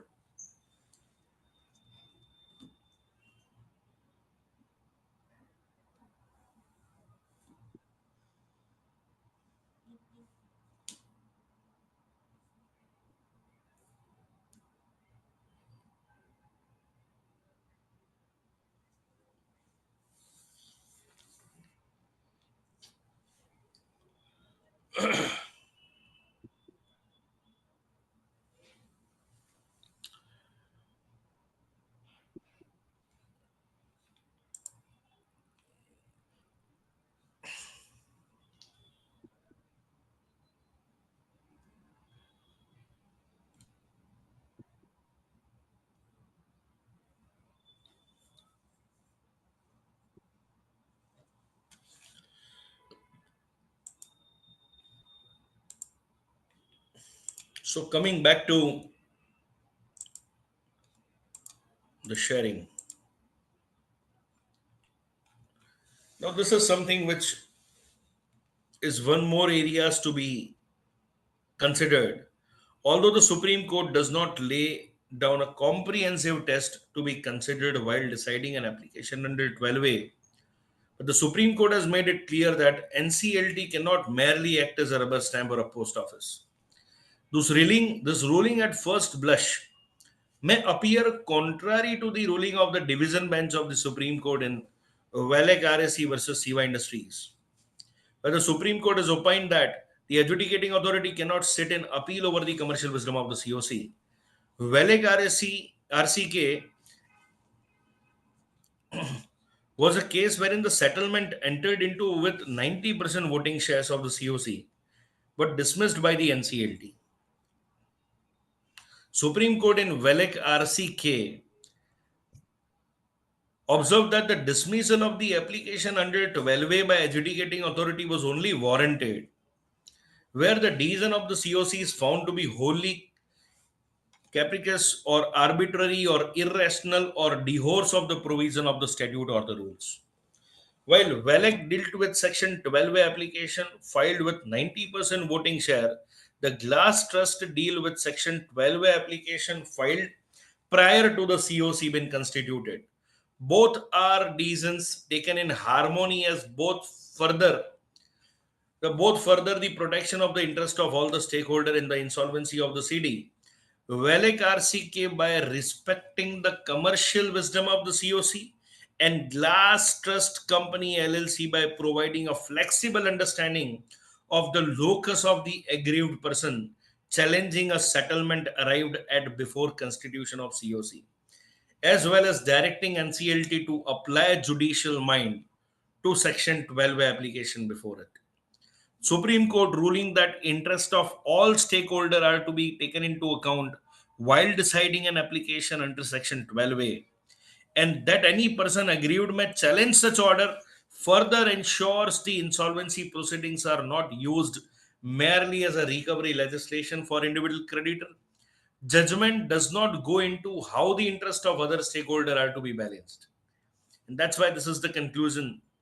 Will the adjudicating authority be required to reject application 12A in case a creditor object to it? This question will hopefully be answered in the near future. So I would like to go into one more judgment. Would like to touch upon this WELEC case of Siva Industries.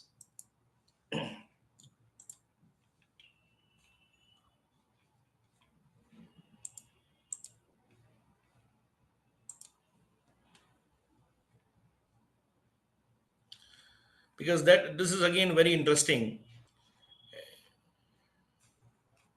This is the Honorable Supreme Court judgment dated 3rd of June 2022.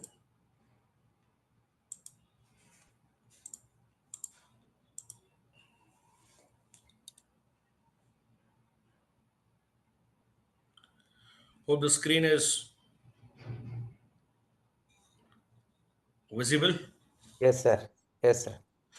So this appeal challenged the common judgment dated 28th Jan 2022 passed by NCLAT Chennai bench, dismissing the appeal filed by the present appellant, which were in turn filed challenging two orders dated 12th August 21 passed by learned NCLT Division Bench, Chennai, rejecting the application filed by the RP under 12A of the code read with regulation 30A of the IBC, Insolvency and Bankruptcy Board of India, Insolvency Resolution Process for Corporate Persons Regulation 16, for withdrawal of the application filed under 7 of the IBC in view of the settlement plan submitted by the appellant.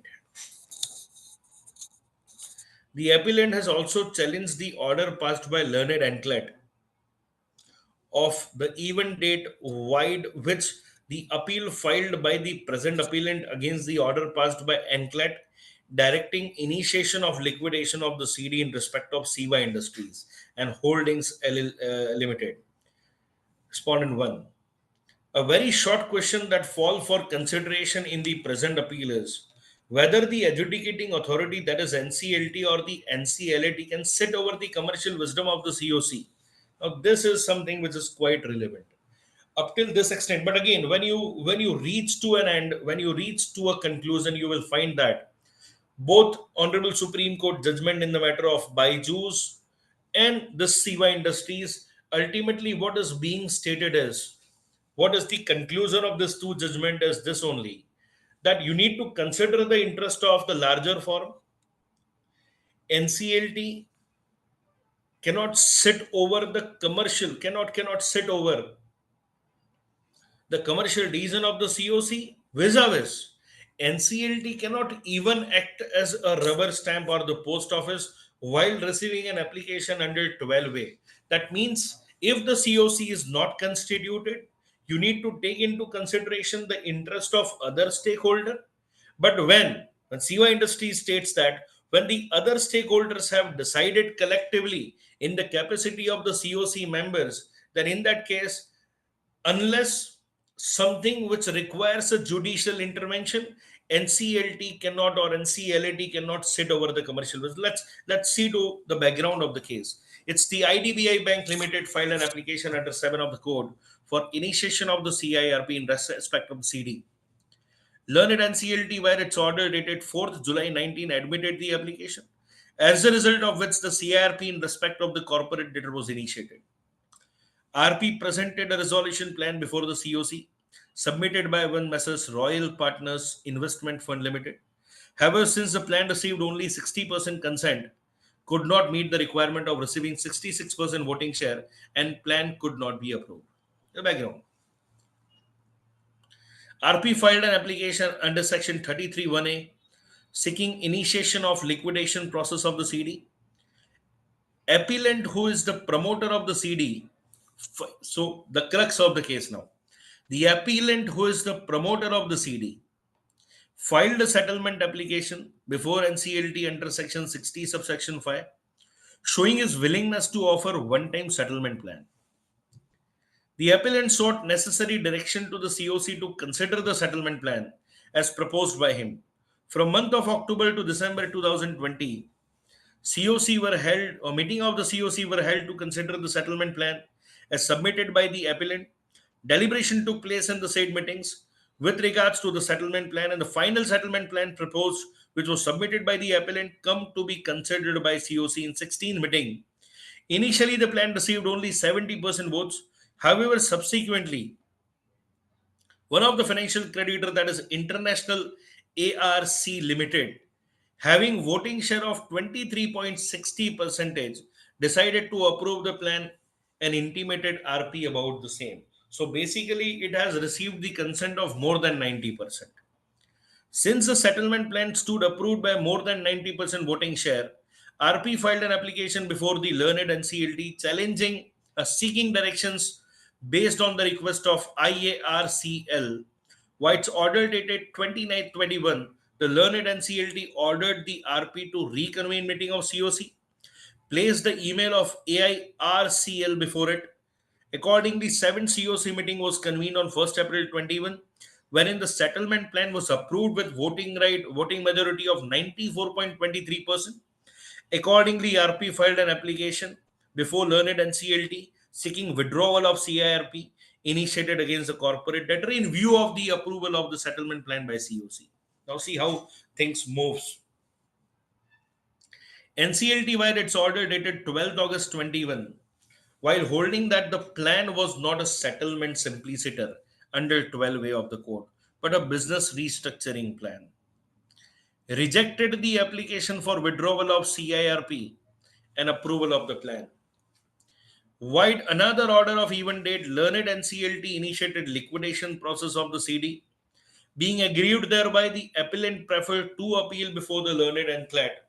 While common impugned order judgment dated 28 July, the same came to be dismissed, hence the present appeal. And now this matter reached to the Honorable Supreme Court.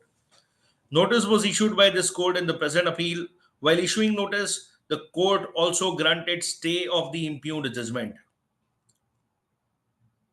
Insofar as respondent 1 is concerned, no one appeared. Learned counsel appeared on behalf of respondent 2 does not wish to contest the matter as such. We could have very well allowed the appeal as being uncontested.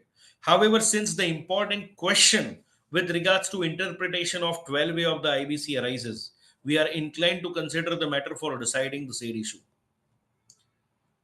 It was submitted that more than well settled that the adjudicating authority or the appellate authority cannot sit in appeal over the commercial wisdom of the COC.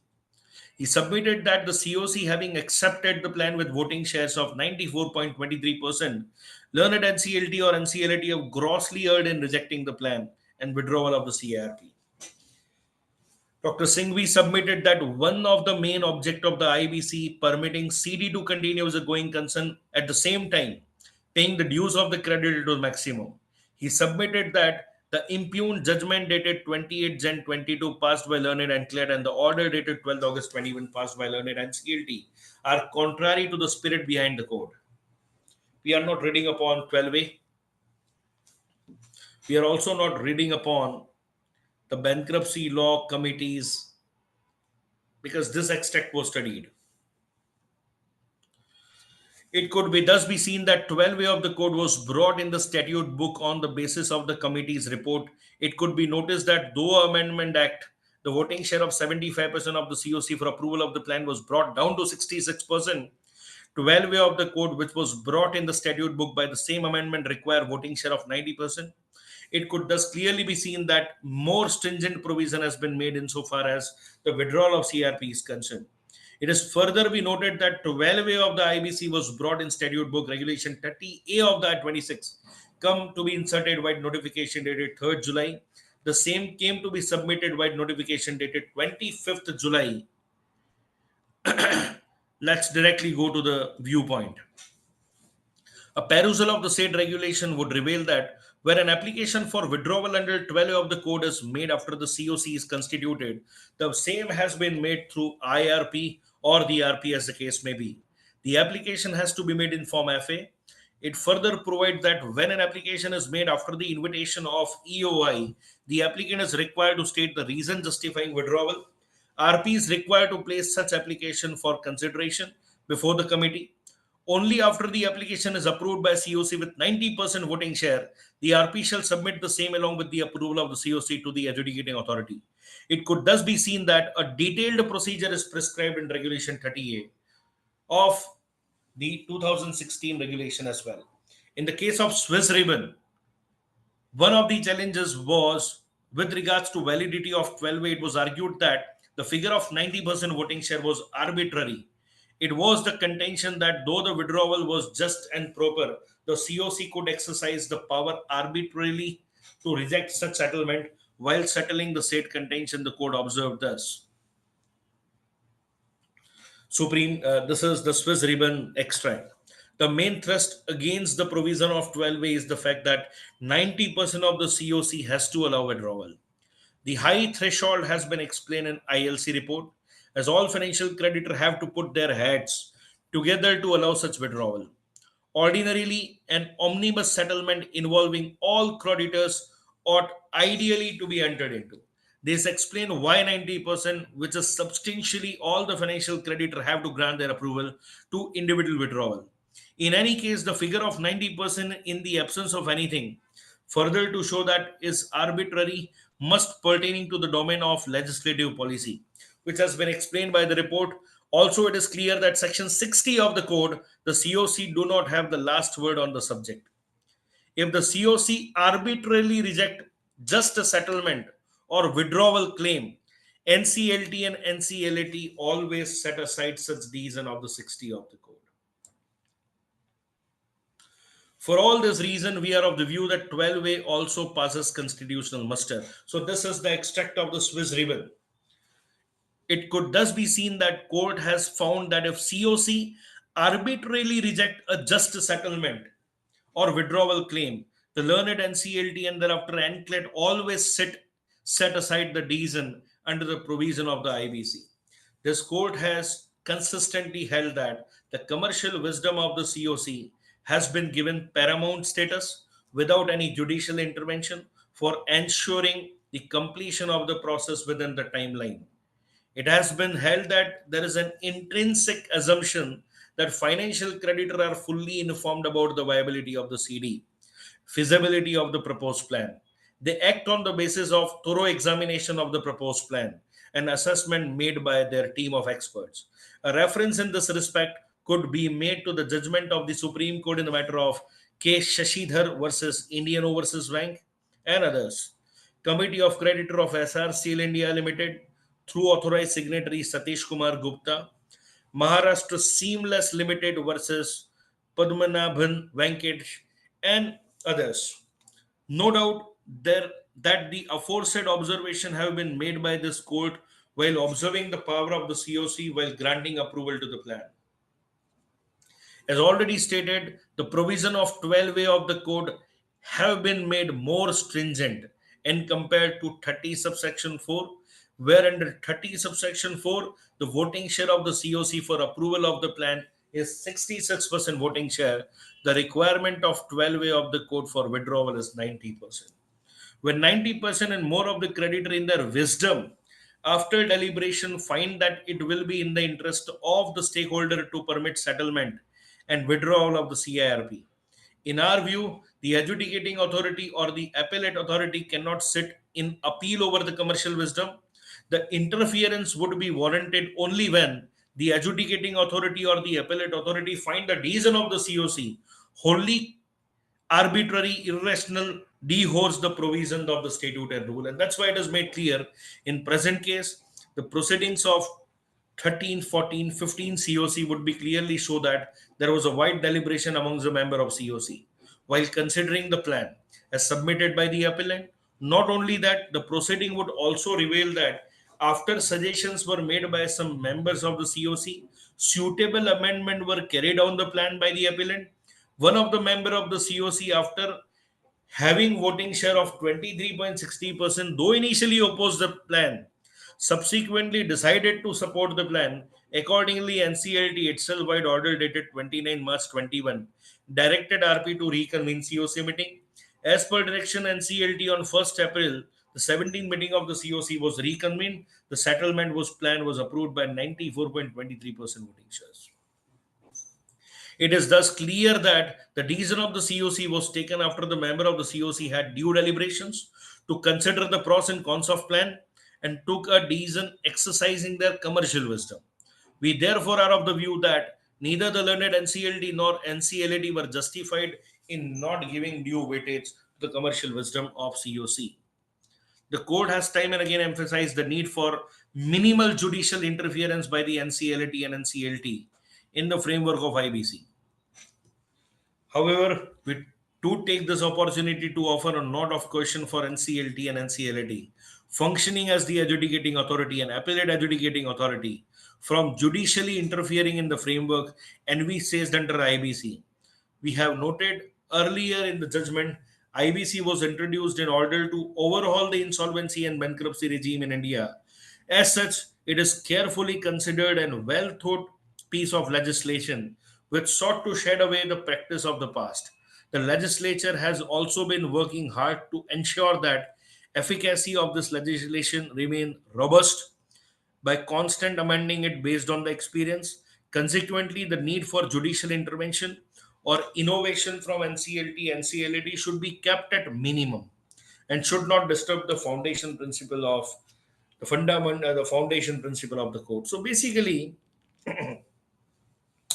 when you see the provisions of, or when you see the the things quoted by the Honorable Supreme Court in this Glass Trust Company LLC and Baiju case, it was stated that NCLT will not merely act on the application and will act as a rubber stamp or will act as a post office, but will consider the larger interest of the stakeholder or the creditors of the corporate debtor, because once application is admitted, the proceedings are always considered to be in rem and not in persona.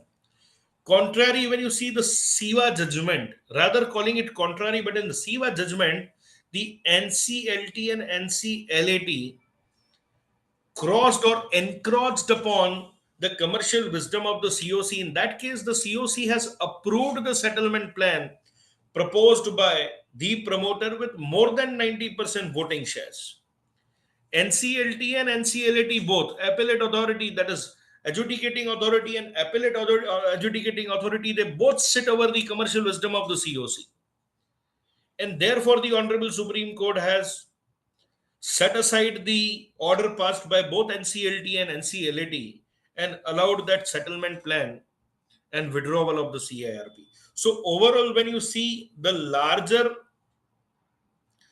conclusiveness of the code or larger interest of the code, it clearly states that on one side, the interest of the stakeholder has to be considered.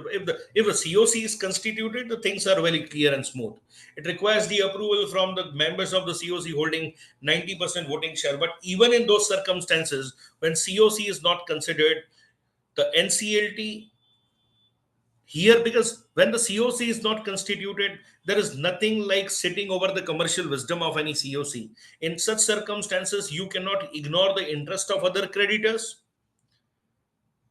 and your role shall not be confined to accepting 12-way application and disconsidering the interest of other concerned stakeholder and the creditors.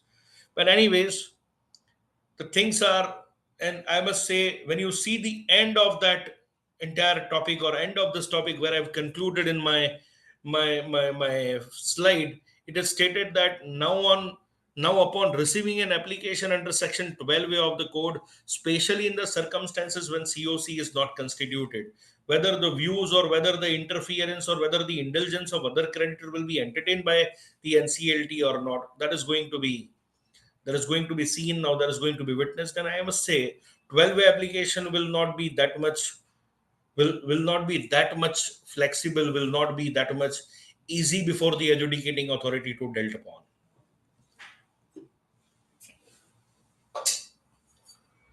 Yes, your views will be addressed upon, your questions will be addressed upon, your suggestions will be deliberated and discussed, and will appreciate your involvement.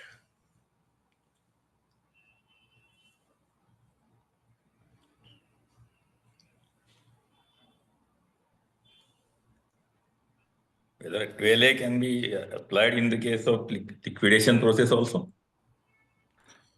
Please come again, sir.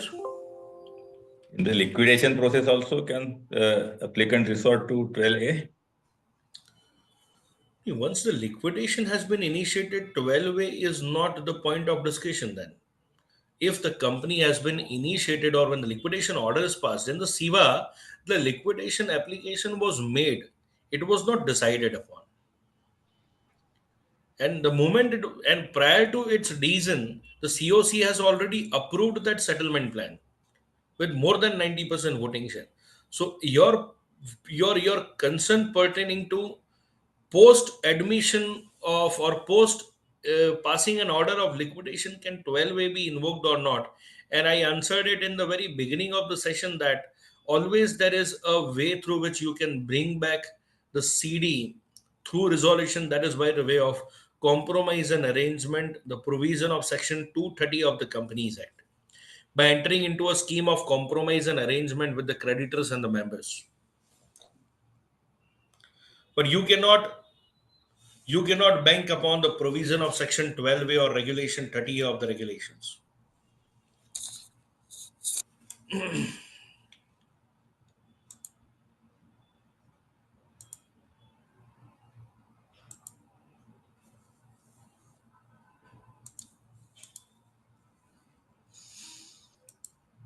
Yes.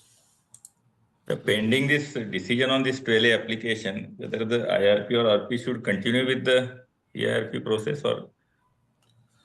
See, as far as 12-way application is concerned, it is always moved by the IRP or RP.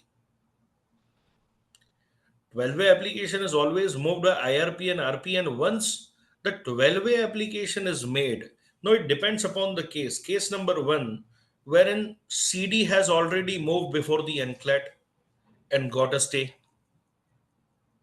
Correct. And when an IRP is moving an application under 12-way, that means an application is made for withdrawal of the CIRP post its admission.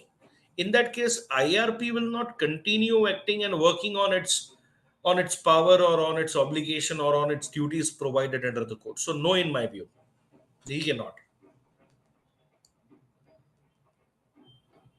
So if the CD or the OC has already approached NCLAT, so always the decision of the superior court will be binding. Suppose if there is a stay which is ordered by the NCLAT, then in that case, or the order of the CRP is suspended, then in that case, IRP is not supposed to undertake its duties. But contrary, when IRP is moving an application based on the FA received from the applicant, then there is no purpose IRP acting on its duties or performing its role to undertake CIRP process. No. There's no need to get any order from NCLT to that effect. No, no, no, no, no.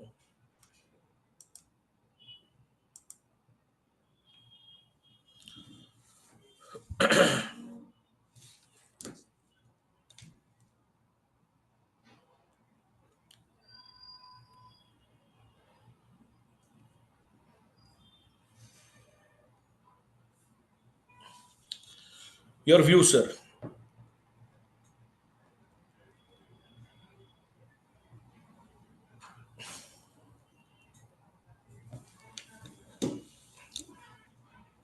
In one of my cases, this COC was in favor of filing 12A, Hmm.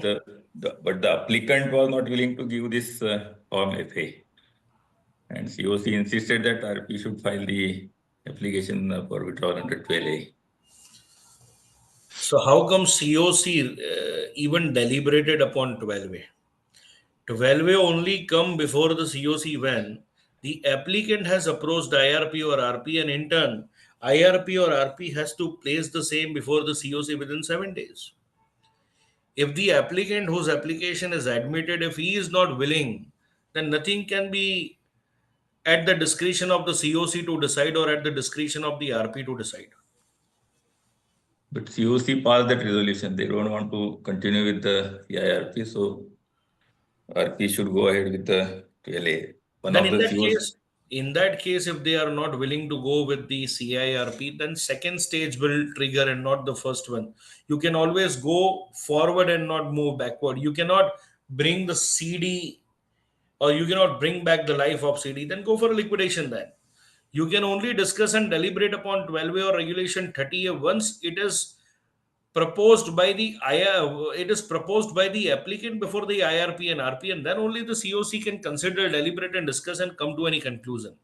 It is always on behest of the applicant, not by the IRP or RP.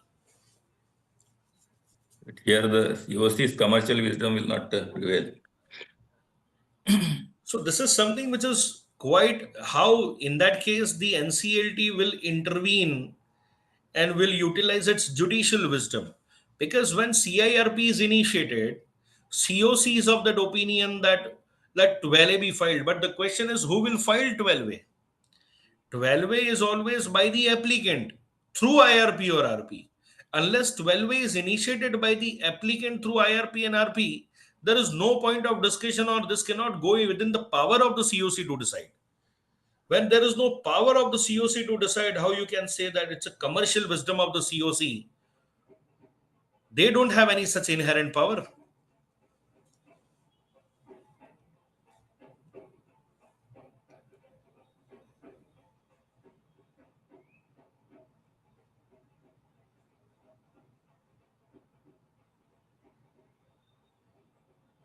Hope you are getting my point, sir. Yeah, I got it, but I faced that case. Ultimately, So what is the outcome of your case then? of course, the case was dismissed by NCLT, saying that because the applicant opposed it. Mentioning what? Mentioning that the applicant has not come forward with this form. Correct. This is what I have concluded. Yeah. But the COC that time was insisting that. I understand your case, but when you see the provision of 12A or when you see the regulation 30A, that power of the COC can only be arising out of the action of the applicant. Yeah. So your question is, COC can independently decide for withdrawal or not? Now that can only be possible through resolution plan. Yeah.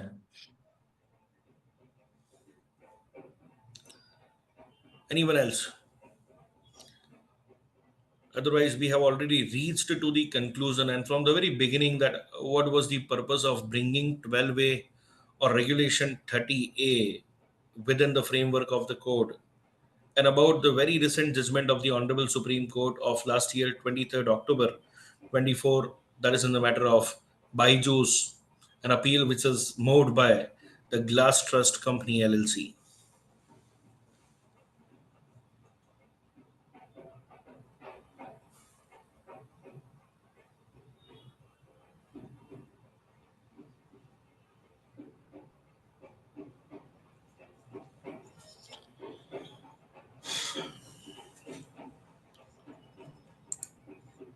If you have yes, sir. Suppose this before constitution of COC, this 12A application has been filed, it has been allowed. The other creditors or stakeholders, they have the opportunity to again initiate this CIRP. See, if the withdrawal is allowed, always there is a possibility that the corporate debtor will always be considered as if it is back on fit. No more in CIRP. It will be again be considered as if it is back on fit, and other creditor can always initiate an action under relevant provisions of the code, that is section 7 or 9. And I must say that because of the time constraint, we have not touched upon that particular, you can say, case. But you should also read the judgment of the Honorable Supreme Court in the matter of uh, Manpasand Beverages Limited. You will find it very interesting.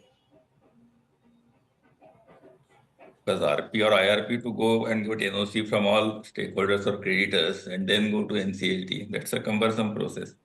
No. My point is, if the Section 12A application is Section 12A application is allowed by the Honorable NCLT before the constitution of COC, yes, 12A application can be allowed without going into the facts of the case that who are the member of the COC. Now, suppose if the COC is constituted, then in that circumstances, ignore the you cannot ignore the requirement of regulation, whatever is stated in regulation 30A sub-regulation 1 clause B. You are bound to take the consent from the COC with 90% voting share, and only upon receipt of their approval, this withdrawal application will be allowed by the adjudicating authority, otherwise not. But just because 12A has been allowed and this CIRP is withdrawn, the creditors or other stakeholders are not prevented from initiating the process again. Absolutely. They are not prevented from moving an application against. But my point is, if it is a case when the CIRP has been withdrawn, then they are always allowed and their rights shall be protected, or they will always be having their records available. But my point is, if such 12A is being made and COC is constituted, then in that case, just because of the settlement as undertaken between an applicant and the CD, you cannot move such application without ignoring the requirement of the regulation. And 12A clearly states that you need to call a meeting once FA is being moved, or one FA is being filed, or once FA is being placed before the RP or the IRP. Within 7 days, the constitution of the COC or the COC, with their commercial wisdom, they decide with 90% voting shares, they approve or disapprove such settlement. If they are disapproving the same, the CIRP will continue. If they are approving the same, then within 3 days from the date of the COC meeting, the application under 12A will be made.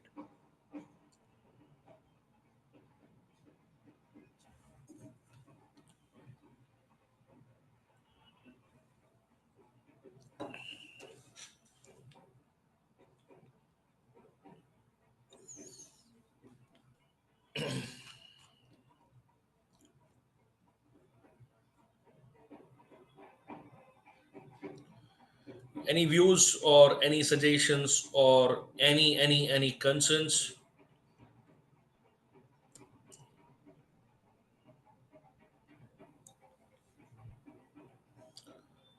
Then we can bring an end to the session. We can conclude the session. And I must say that this is something which we are bound to take care of. The facts of the case, and NCLT will be deciding 12A application cautiously, giving a weight to each case as per the facts of that case. It's not that every 12A application you are bound to invite the interference of the other creditors. So this Baiju's judgment of Honorable Supreme Court has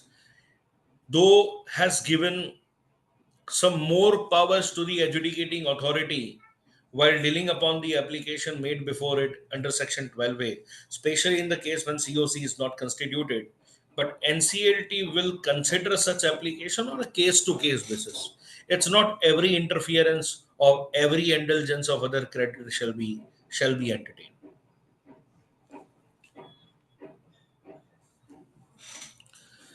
Thank you, ICSI IIP, for giving this opportunity to deliberate on the very important and debatable aspect after the order of this Honorable Supreme Court.